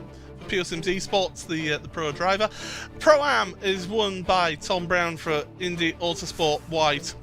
Then Alex Nella, 3rd place ahead of Simon Field, and 4th. Jack Sedgwick, what a drive from him, as I say, 27 places gained. 5th place for him. Ben Gregory, 6th ahead of Tim Perry. Your top AM driver, Jack Belton for Audi Sport Slovakia, in 8th place after leading almost all the way here today, and just that one little mistake cost him victory here today. David Baker in 9th place, and Paul Webster ends out your top 10. Reese Carroll in 11th place ahead of Mark Hutchinson. Josh Thompson then up to 13th, controversially, with Michael Blake 14th. Ashley Finch 15th ahead of Chris Van Der Ness. Pete Harrod 17th with Adam Hedgecock, Andy Archer and James Whitehouse ending out the top 20. 21st is Adam Volkovich, who, again, things didn't go his way in that second race. Adam Watson, a little bit of a recovery drive for him in 22nd. Eric Haag, 23rd. He was in 2nd place early on. That incident with Adam and with Reese costing him. Reese Saunders there, you see, 24th ahead of Mark Woodhouse. John Roberts, Phil Koenig, Brendan Stacey, Christian Rose and Lars van Rijn in 30th place. Adam State in 31st ahead of Ross McFarlane in 32nd. That is huge for the championship. Ross was on for a good result there until that contact with Josh Thompson. Kevin Kittleman in 33rd, who had a spin following on from that incident. Selim Senturk for Team Year 1 getting a result in the second race. Well, just basically getting whatever he could salvage there ahead of Toby Ward. Marvin Lesmorman, damage from avoiding a spinning Mark Woodhouse, and that cost him down to 36th. Martin de Jong, 37th ahead of Felix Elsner. Jonathan Walker in 39th, and Magic Sakovic and out the top 40. And the final few drivers who did not finish: Nick Salaputis for Team Year 1, David Nichols for Satellite Racing, 2 Century Sim racing cars of Jack Osborne and Andy Gilmore, and crucially, championship leader Luke McEwen for Team Redline does not finish. Well, Peter, 2 down, 1 more race to go. A relatively small reverse grid of 24 means that Rhys Saunders on pole position for this final race, and good news for Eric Carg, he's starting on the front row of the grid again. Well, he gets another crack at the whip then, doesn't he? Does Eric Carg? He'll be hoping to make the most of it this time and see what he can come up with as well. But what it does mean is that our champion, I mean, will we see Luke McEwen come back for race 3? We hope so. Ross McFarlane, he'll have to start from 32nd. That championship battle, really, really interesting as well. It's just peaked and troughed throughout the evening, hasn't it? It certainly has, and you know, this is certainly been one to remember, because it's been really, really entertaining races, it must be said. Yeah, there's been a couple of instances, but nothing that's of concern, I would say. I mean, the stewards might have a say in 1 or 2 of those instances, it must be said, but that's not for us to judge, that's somebody else's job. But certainly been some really, really good racing out there. There definitely has, yeah. I mean, the only one of concern, I would definitely put that the incident with Josh Thompson and Ross McFarlane in that one. That was a real rush of blood to the head, to be honest. It was something that we shouldn't really see at that level of drivers. But there we go. But you're absolutely right. Brilliant racing. Jack Belton, I really did think he was going to hang on to that one. Leon Penn tried every which way to get through, and perhaps, you know, just that pressure was the only way to get through. I mean, fantastic stuff. And race 3, it's up for grabs. It shows that in this championship that some drivers, if they can get the grid position, they've got the pace. It shows you that how difficult it is to qualify so far up when you see how fast drivers can be when they do get that opportunity to be at the front of the grid. Yeah, I'm just having a look through our timing here from that previous race. Worth noting, we barely mentioned it at all. Simon Field, great result for him, up 10 places in 4th place for the Pro-Am. Alex Neller, who was fighting for that podium, that 2nd place on the podium at the end there, up 10 places. Jack Sedgwick, we mentioned, 27 places gained. He did so well that he's got to do it all again. But if he gains 27 places here today in this 3rd race, something's gone wrong for him, that he's dropped down the grid before he then goes back forward again. Yeah, absolutely. Well, it shows that it can be done for Jack Sedgwick, and got a lot of fast cars who would have been an issue behind him in the grid. So that is, you know, this is an opportunity for Jack Sedgwick to get a 2nd win of the night, which is very rare in this format because of the reverse grids and the way they work out. Especially tonight, we've had 2 fairly large reverse grids. So Cedric, I think he'll be confident because he's just been driving so well, and whenever we've run on board with him, he looks so comfortable. He doesn't look like he's having to take any major risks. It's like he's going out for a Monday evening drive, isn't it? It's just nice and calm. The movement of the wheel is just nice and smooth. There's no fighting with the car at all. He has got that Ferrari dialed in around here. He certainly has. And as you mentioned, he's got a number of drivers who are up there that he would fight with normally behind him. I mean, just looking at the pro drivers starting behind him on the grid: Philip Koenig, Ross McFarlane, Marvin Lesmulman, and of course Luke McEwen. All of those drivers, they are quick drivers, let's not mistake that. They're all starting behind Jack Sedgwick in this 3rd race. It's a tremendous opportunity for Jack. It's also a tremendous opportunity for a few drivers out there. Adam Watson had a bit of a nightmare starting 3rd place. Adam Volkovich starting 4th. Rhys Saunders, of course, as we say, on pole position. He's had an interesting first 2 races, I'd say, as Rhys.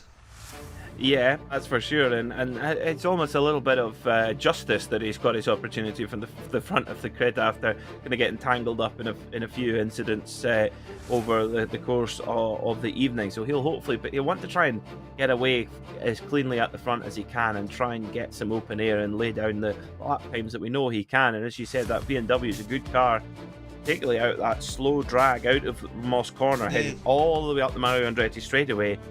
You want to be in one of those BMWs because it's got such grunt from that twin turbocharged straight six. Oh, it certainly has, and as we've been saying all season as well, it's a work in progress car, is that, isn't it? Very much. You know, they can't build them fast enough. This GT3 car from BMW is certainly a wanted car, isn't it?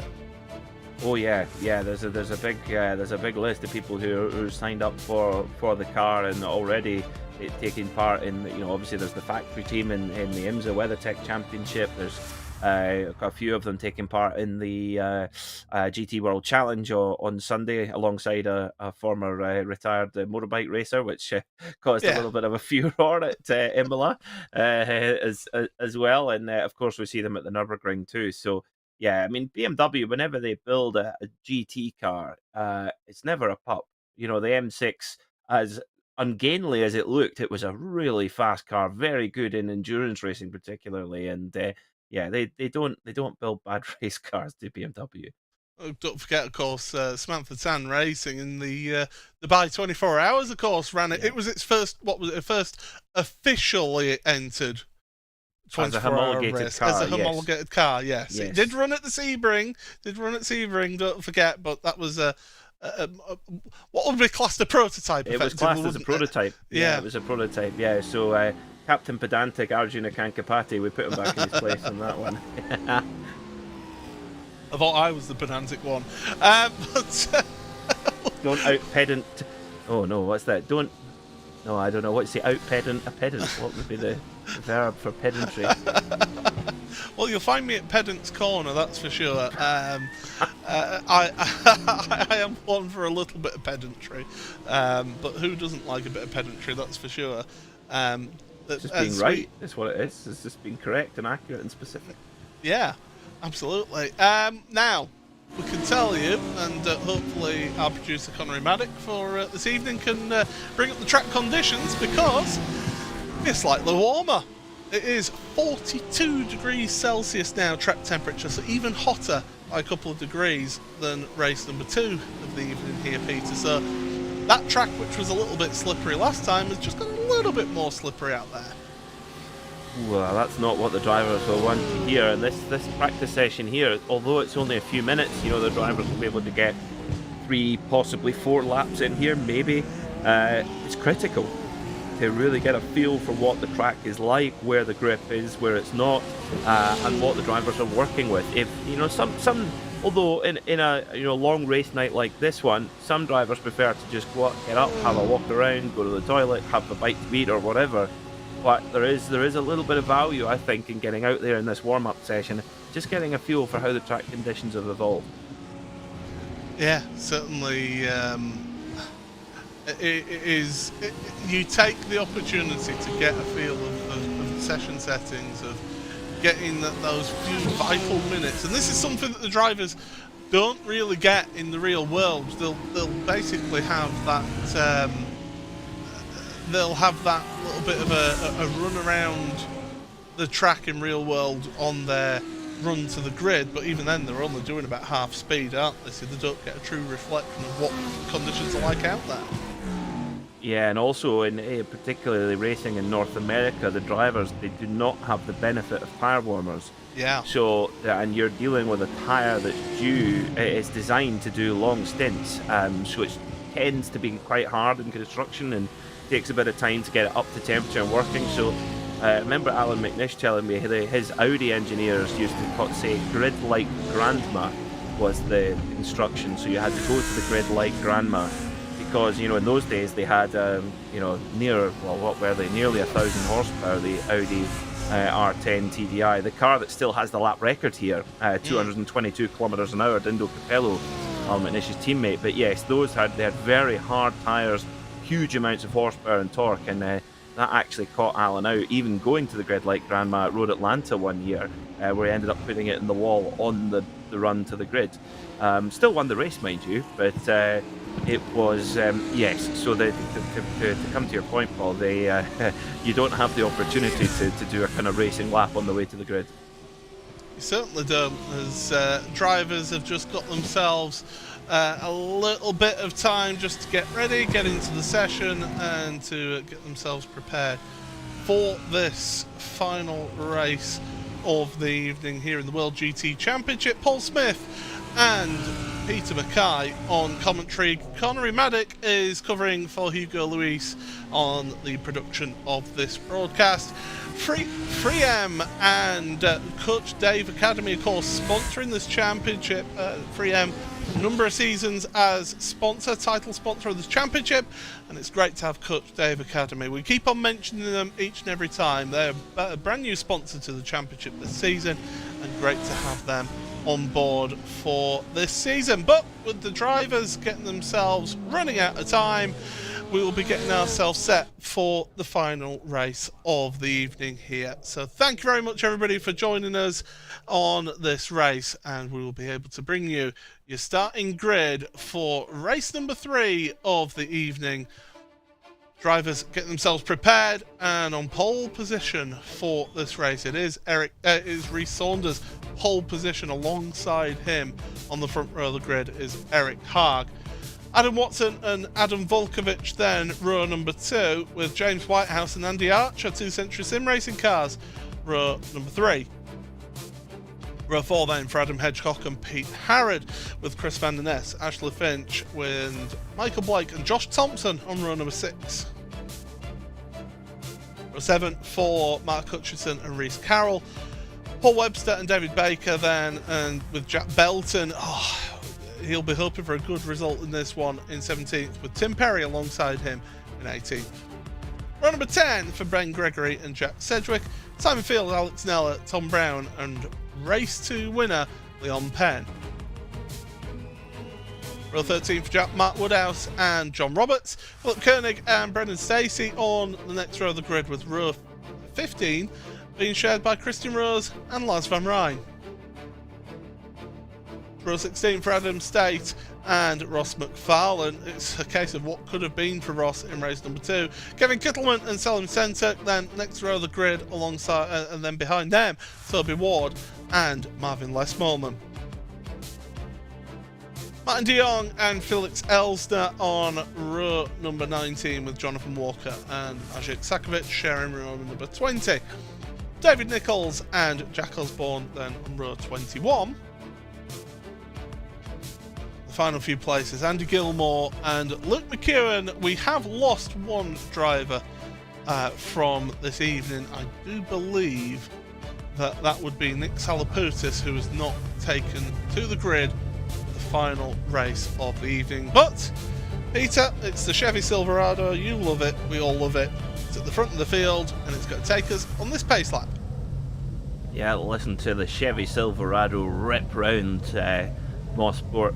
It's a wonderful looking truck, that actually, I have to say. I don't know, if you were to have one of these big American pickup trucks, is there any particular one you'd take a pick off? Well, for me it would be the Toyota Tacoma. I think that's quite cool. A TRD Toyota Tacoma would be my pick. Oh, it would be a Toyota for me as well. I'm not a fan of that grille on the Chevy. And the Ford, it just yeah. But then again, I'm not a pickup truck person. I would prefer a Ford F-150 from like the 1930s, in the proper sort of rat run look. Oh yeah. You know, so that sort of distressed sort of look to it. It's absolutely fantastic.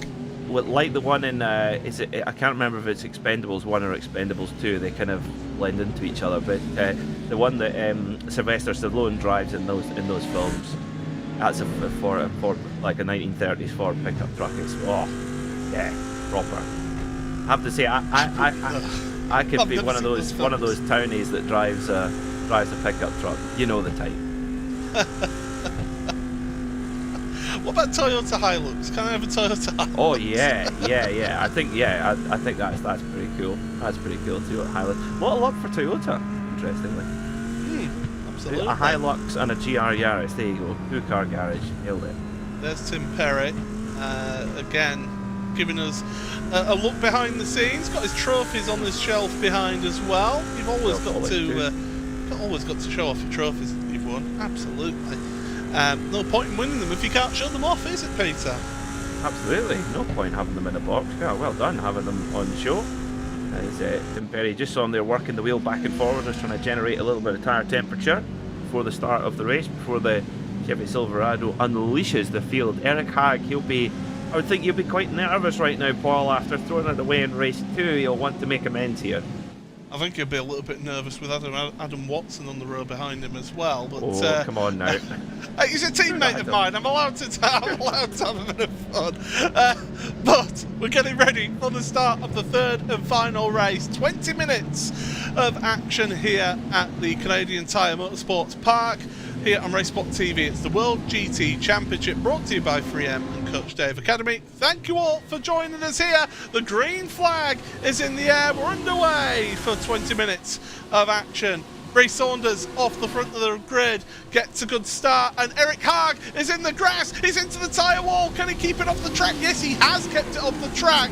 Well done, Eric, to not come back onto the track there. It's so easy to bounce back on. And look at that. He's just watching those cars fly past him as he gets back onto track there. So not an ideal start for him. My timing screen, I've got a track map here.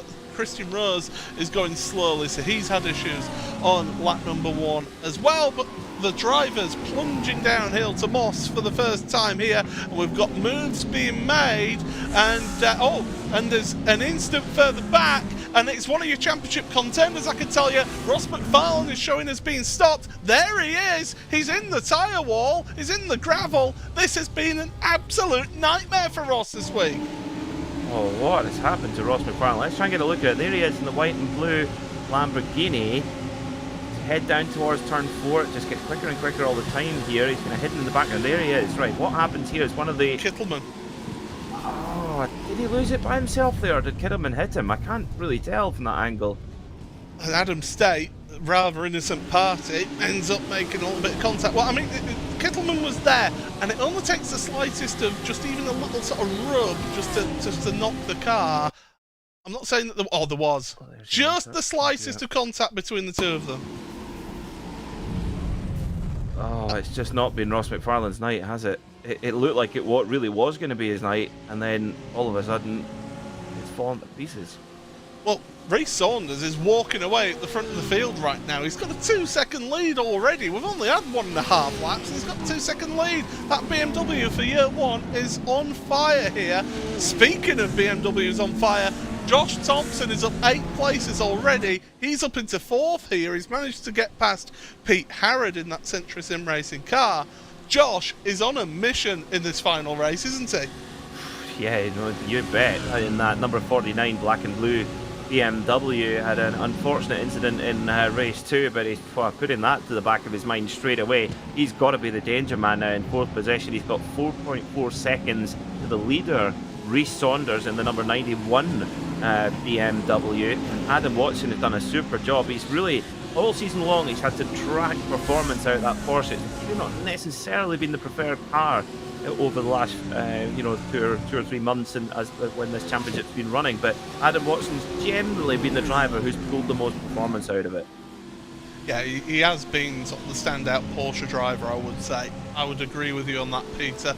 As much as we joke about him, he does get a job done when he manages to keep the car in one place. There's a boosted Virage car. It's Tim Perry. He's had an incident. That's on the exit of turn 2. And we've also got the 666 of Marvin Lesmorman has had an issue out there. And that is so easily done, Peter. I know from experience. Oh yes, absolutely. I think we all do. It's Ross McFarlane, I think, nursing a damaged car here. Whoa, is Lesmorman off? In the 666 now. Watch it, careful. Oh. Yeah. It's not been Marvin's night, has it? I think straight from the get-go, there's Tim Perry having his issue, and that's Luke McCure. Again, it's just those little contacts, isn't it, from Luke McEwen? They're just counting against him throughout this this championship. I know he's on a charge trying to move forward, but it's just little things like that he needs to just get out of his system and really work on his racing. But he's certainly got the speed, we know that for sure. As things, I was about to say calm down, they don't, because Michael Blake is currently battling with Reese Carroll, up to 10th place for Reese, and that's good for the 3M driver. And we've got Jack Sedgwick now behind Michael Blake trying to move forward as well. Yeah, Sedgwick looking pretty strong here, up into 12th position. Just got past Hutchison, as you said, and up the Mario Andretti straightaway now. So can Sedgwick get on the case of Josh Thompson? He's got about, what has he got, about 5 seconds to catch Thompson. Curiously, Josh Thompson has not taken any time out of Rhys Saunders in the last couple of laps. Yeah, he's been gaining on Adam Watson in front, but yeah, you're absolutely right. Rhys Saunders, last lap, just across the line, a 14.6, a 14.8 for Adam Watson, and a 14.5 for Josh Thompson. So only a tenth of a second Josh Thompson has gained. They see those track conditions, and they might have a little bit to play in this race, you know. Well, actually, I mean, absolutely, but the drivers are putting on a really strong pace at the front of the field, which is surprising because these high track temperatures do not give enough grip, really, to put these hot lap times in. But, you know, mid 1 minute 14s is really, really strong pace from our front runners. So, for those coming through the field, it's going to make it very difficult for them. With Sedgwick, again, that's your difference. Jack Sedgwick has had a great second half of the season. You just look at him tonight, he is making moves clean as a whistle, not even close to any rubbing or contact, anything like that. There's not been a mark on that Ferrari all night long. And yeah, when you contrast that with, you know, dare I say it, Josh Thompson and Luke McEwen tonight, there's your difference. Certainly is. As they're heading up that straight, Chris van der Ness and Pete Harrod have switched position. You can see, in fact, no, Chris van der Ness dropping down 2 places now. You can see on that timing tower on the left-hand side. So van der Ness down to 7th place from 5th in all of that. But there's Jack Sedgwick there, looking at him going through the right-hander, and then the left, plunge downhill, and Sedgwick on the tail then of Reese Carroll. As we look further forward as well, the 2 Century Sim Racing cars, James Whitehouse and Pete Harrod together out there on track. Adam Volkovic, who's trying to get at least one good result out of tonight, and he's currently 6th place. Oh dear, James. Oh, and there it goes around, and he's just backed it off. He's done the right thing there, back it off, let people sort themselves out, don't come too far forward, wait for a gap in the field. Okay, mirror signal manoeuvre, and away you go. Wow, what a pity there for James Whitehouse. And like we mentioned, you know, that turn 5 and 6 complex, Moss Corner, has really been where the action has been, and it's been really punished a lot of drivers, as this is a super battle here for 4th place. Pete Harrod holds on to it at the moment in that black and yellow Century Sim Lamborghini. He's got Adam Wilkovic right behind him in the Audi there, and then it's Chris van der Ness continuing a super night for Evo SR. Oh, Paul. Big moment. My track map has lit up, and that is what Luke McEwen is around after the final corner. But there's a number of cars have had an incident out there. Selim Sentek is involved in this one. You've got Brendan Stacey's down there. Matt Woodhouse is involved as well. A number of cars. Big multiple car incident. Let's have a look. What's happened here to Luke? Okay, coming round to the final corner, Whites, and there's an incident in front. Oh, there's the instant party and all of that. Well, he was aggressive on that first move, I will say. Yeah, I think that was kind of what triggered it. He went for a move, basically going right over the middle of the curb to try and get past, I think it was either Lesmelin or Wilkovic, I can't remember, and Selim Sentek off in that as well, and driver going past at full speed, and Oh yeah, it does trigger a bit of a big one. Toby Ward was involved in that one Yeah, as well. Selham Centre, then, what happened to him in all of this? Go on board with him. There's the battling up in front. So that's the instance that's happening in front. Woodhouse got turned and all of that to start with as well. Oh, Centre. He nearly got through. And then gets collected. That's Toby Ward who collects in all of that. That's so frustrating for those drivers because it's so narrow there. It's very difficult to avoid any incident if one happens. And it did see on the angle that we saw that Luke McEwen was taking on a pretty ambitious move up over the curb into whites. That was never going to work. And then, yeah, like you say, the second part was innocent, but yeah, more kind of 50-50 moves not coming off.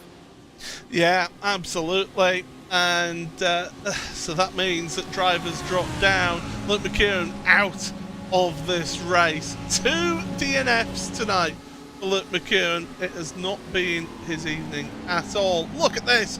Pete Harrod, Adam Volkovich side by side coming into 9, and look who's there to take the place. Oh, that was a bit of a hip check from Cedric, and bang into the wall. Volkovich.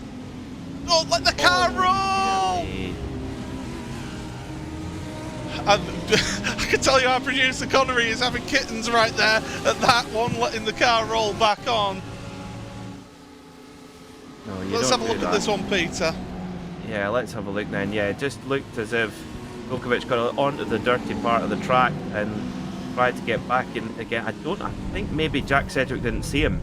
It's just the way, I don't think he realised that Volkovich was there. Hold and your this, brakes. hit the brake pedal, for goodness sake.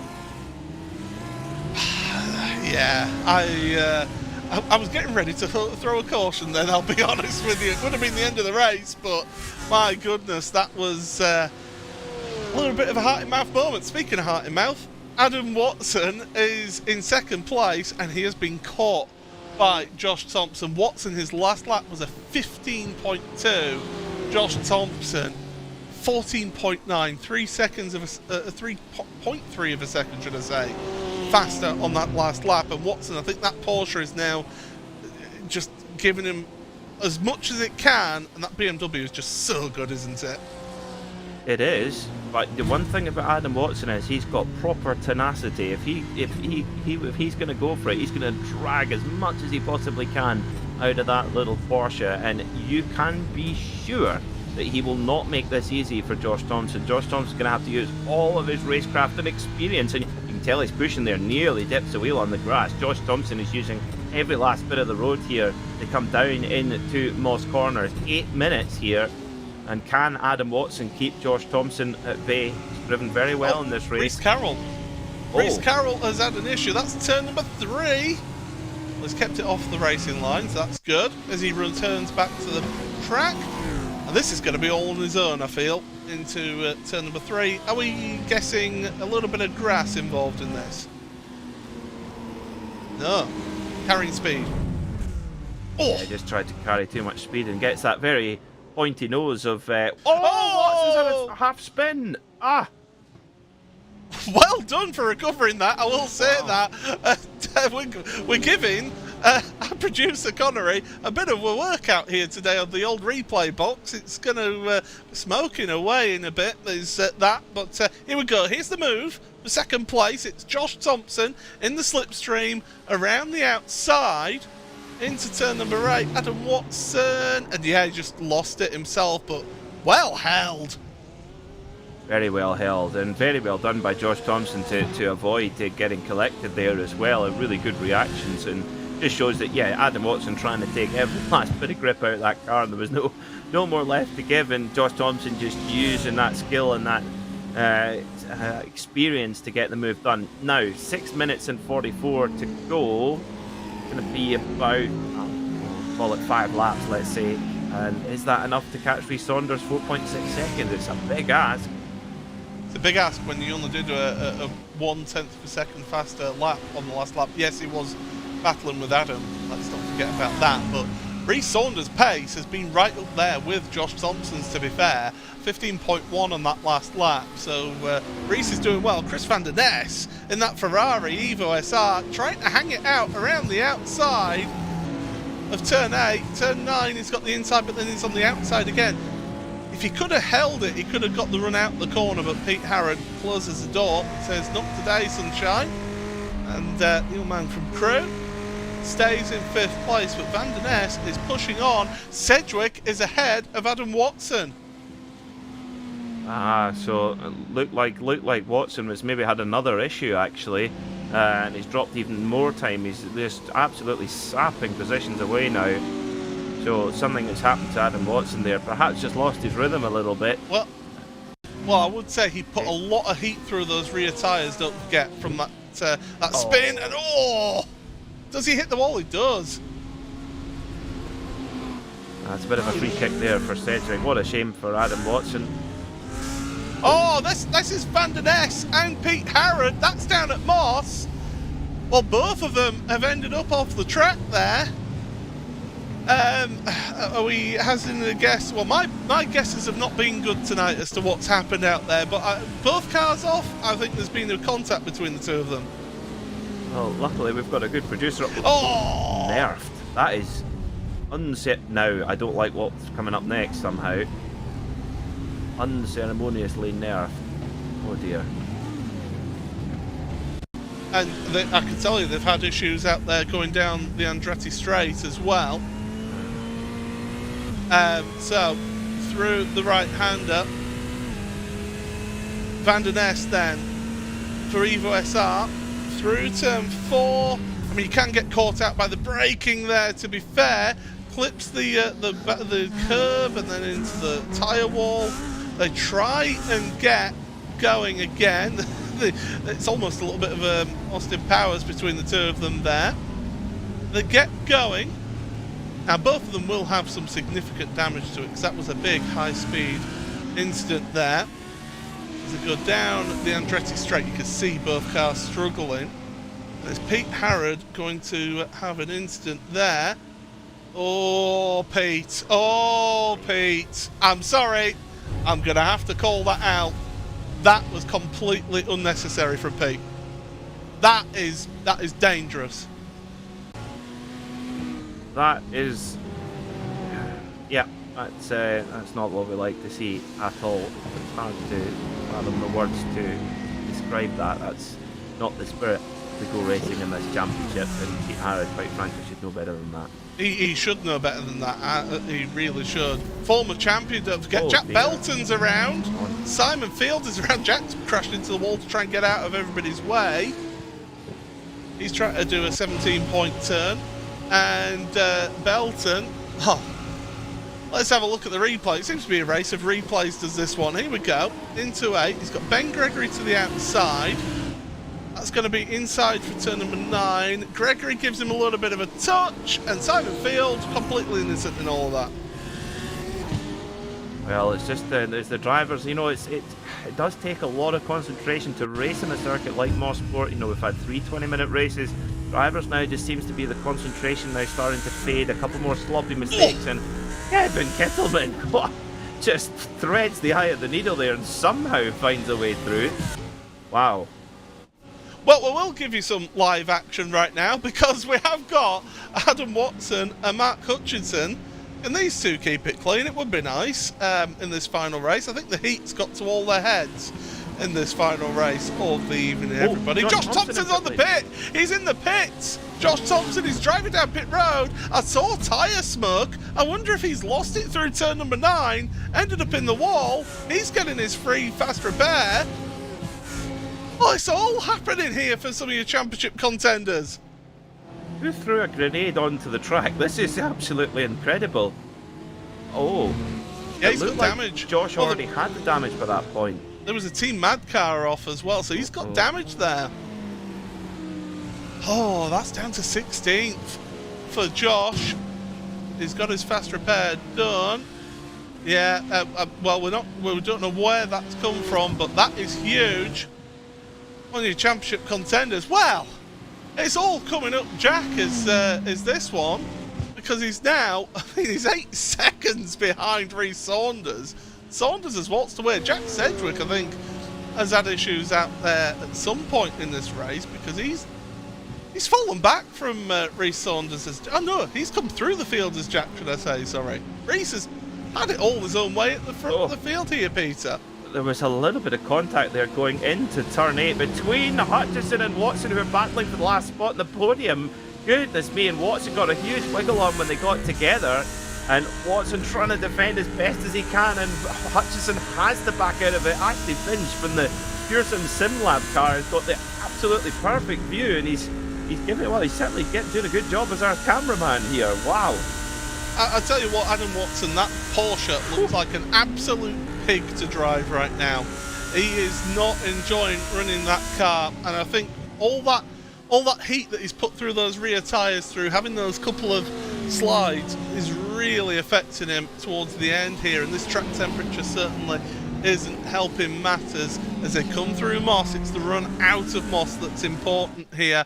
And well, look at the front of the field, all on his own. We've hardly talked about him all final race, but Reece Saunders, through the final couple of corners, he will take the checkered flag in race number 3 of the evening here. Reece Saunders for Team Year 1 goes across the line. We've still got battling for 3rd place, the final step of the podium. It's Adam Watson, Mark Hutchinson. It's neck and neck between the two of them through turn 9 into turn 10. Watson has the inside. Can he hang on to it? Hutchinson can get the run out the corner, but not this time. Watson just gets to hold on to 3rd place. Hutchinson, though, your top Pro-Am. That's a winning Pro-Am for him. Adam Hedgecock, 2 Am Championship wins here today in 11th place overall. Absolutely sensational for him. A really good evening's drive for Adam Hedgecock. But I would say, Reece Saunders, what a drive at the front there, Peter. Perfect. Absolutely perfect from Reece Saunders. We knew he had to get out front early, and, you know, if he had clear air, we knew he had a lot of pace underneath that Year 1 BMW, and he did what he needed to do early on, got out the front, and just laid down a really consistent lap time. Very impressive indeed, as a bit of post-flag shenanigans going on. Well, there's Mark Hutchinson, your top Pro-Am in this race. 4th place. That's a 5th in race number 1 and a 4th in race number 3 for the evening. Again, another one. And the top Am, Adam Hedgecock, he's just pulling off to the side of the track there. Great result for him. But here you go then with your unofficial race results. I have a funny feeling the stewards are going to take quite a bit of time to have a look at that one. But your unofficial race results will read that Reece Saunders won that race, and he won it by 8.1 seconds for Team Year 1. Great drive from Reece, from flag to flag for him ahead of Jack Sedgwick. What a drive for Jack Sedgwick, up 18 places for him, the Was Cooking by 3M team. Adam Watson for Team Mad, 3rd place, just by a 10th and a quarter ahead of Mark Hutchinson, who's your top Pro-Am for Evo SR, in 4th place. Ashley Finch, 5th place for Pure Sim SimLab, ahead of Alex Snell for Boosted Virage. David Baker and Leon Penn for Pure Sim SimLab and Pure Sims Esports. Paul Webster is 2nd place in Pro-Am for Simmortal. Tom Brown rounds out our Pro-Am podium, easy for me to say, in 10th place overall. Adam Hedgecock, he is your top Am driver in this race, in 11th place ahead of Ben Gregory. Kevin Kittleman then, 2nd place in Am, in 13th, up 20 places in that race. Michael Blake, 3rd in Am, 14th overall for him, for the Simmortal driver, and the Indy Autosport red car of Kevin Kittleman in front of him. Philip Koenig, Josh Thompson, who ends up in 16th after running in 2nd place for quite a while. Ross McFarlane up 15 places to 17th there to Lars Van Rijn. James Whitehouse and Andy Archer rounds out your top 20. Then Jack Osborne and Christian Rose, 21st, 22nd ahead of Andy Gilmore. Eric Haag, oh, what a race for him. Down to 24th in the end in this race ahead of Simon Field. Martin de Jong in 26th ahead of Brendan Stacey. John Roberts and Chris van den Ness. Pete Harrod, well, he said about his race, the better. Selim Senturk, finishes 31st in his Team Year 1 car ahead of Tim Perry. Matt Woodhouse 33rd ahead of Felix Elsner, with Jack Belton, Magic Sakovic, Adam Volkovich, Reese Carroll, Toby Ward and Adam State. And other cars who did not finish as well: Jonathan Walker, Luke McEwen, that's a big one. 2 DNFs here today for Luke McEwen, Marvin Lesmorman and David Nichols. Well, my voice is kind of going here, so I'll hand it over then to Peter Mackay, who can have a chat with our race winner here of Rhys Saunders. Take it away, Peter. Hello.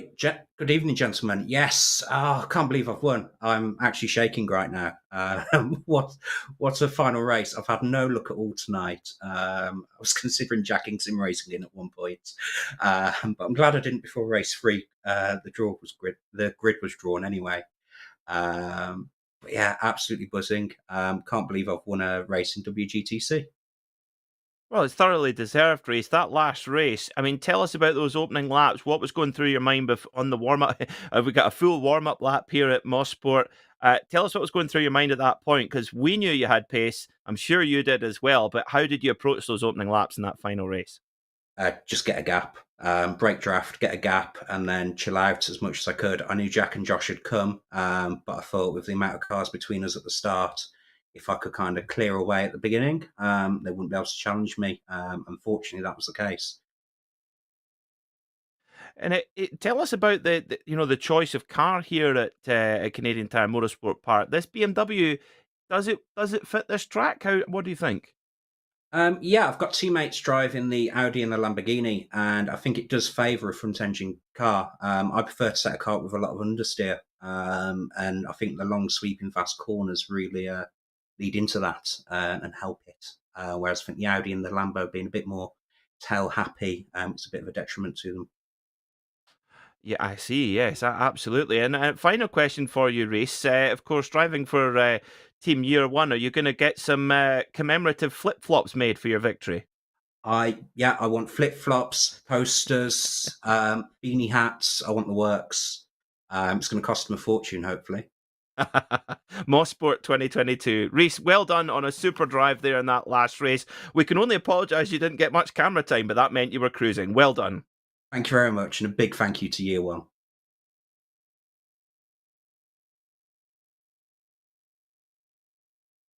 So, next up in the commentary box, we have Mr. Fish Tank himself, Lord Hedge. Adam Hedgecock, you've had quite a good night here in Canada. What do you think?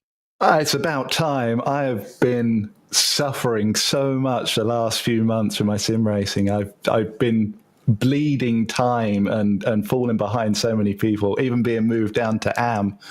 But tonight it all came together, and I am relieved, I'm ecstatic, and I am knackered. Yeah, I mean, give our viewers an impression, Hedge, about 3 20-minute races. That sounds easy, but at any track it's not. But particularly here at Mosport, I mean, tell us about the kind of mental challenge of keeping the concentration through that whole race meeting.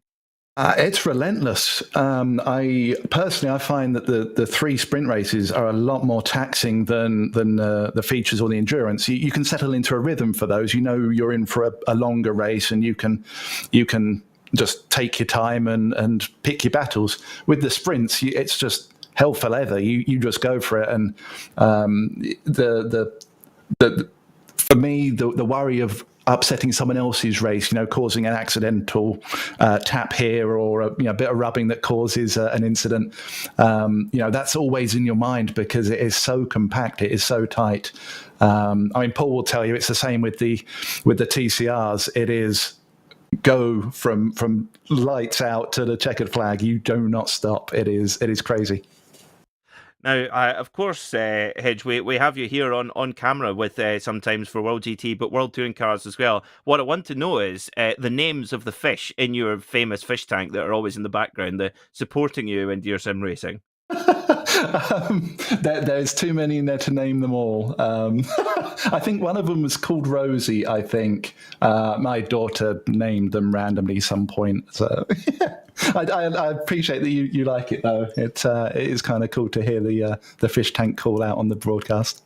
We love it. It's part of it now. So we'll call it Rosie and the gang for now. Next time we speak, Hedge, you can give them a full rundown. Congratulations on a super night at the office, and good luck for the next round.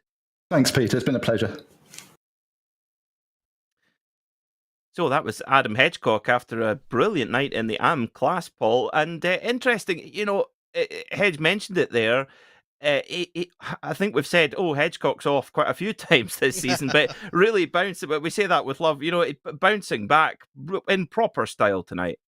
He certainly did, and a tremendous performance by Adam Hedgecock there in that, like I say, the first and the third race, being the winning amateur driver here today.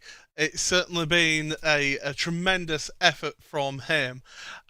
Now, of course, next week, we've not got any World GT Championship action because it is a week off from the championship. So in 2 weeks' time, we have our final endurance race of the season here. And, well, Peter, we've certainly been enjoying those endurance races here in the championship. And Watkins Glen, it's on the classic boots and no bus-stop chicane. That's going to be a real fun one to see in 2 weeks' time. And that will be a critical race in the outcome of this championship. The drivers, Luke McEwen had a horror night, the championship leader, 2 DNFs. Ross McFarlane could have had a fantastic night, but had 2 incidents, which you could argue were not his fault. And he's going to be looking, if I just got a few more points. He's got 2 weeks to chew on that one. And an endurance race at Watkins Glen, if it goes wrong, which it can do so easily there, it's just one race, so it will be vital to the outcome of this championship, that race at Watkins Glen. Make no mistake about it. Well, unfortunately, we've not got any time remaining here, Peter. Just final thoughts of tonight. It was fast, frenetic action, a couple of incidents, but on the whole, some really good racing here tonight. It was fantastic. A great drive from Jack Sedgwick, leading from the front in race 1. Leon Penn putting Jack Belton under pressure in race 2, and then in race 3 there, that was really nice to hear from Rhys Saunders there. Thinking about jacking it in. We've all been there, haven't we? Where you think, what am I doing this for? This is silly. What a waste of time. And then it all comes together and it's forgotten about. It's great to see Rhys get a reward for his hard work and to get a race win. Well deserved there. 3 different winners. Another day at the office from the World GT Championship. Absolutely. But as I say, I'm afraid that's all the time that we've got for you to hear today. From myself, Paul Smith, from Peter Mackay, Connor Ramatic on the production here today. We will see you again in 2 weeks' time, where we'll be heading to upstate New York and Watkins Glen. But from everybody here at RaceSpotTV for the World GT Championship, it's goodbye.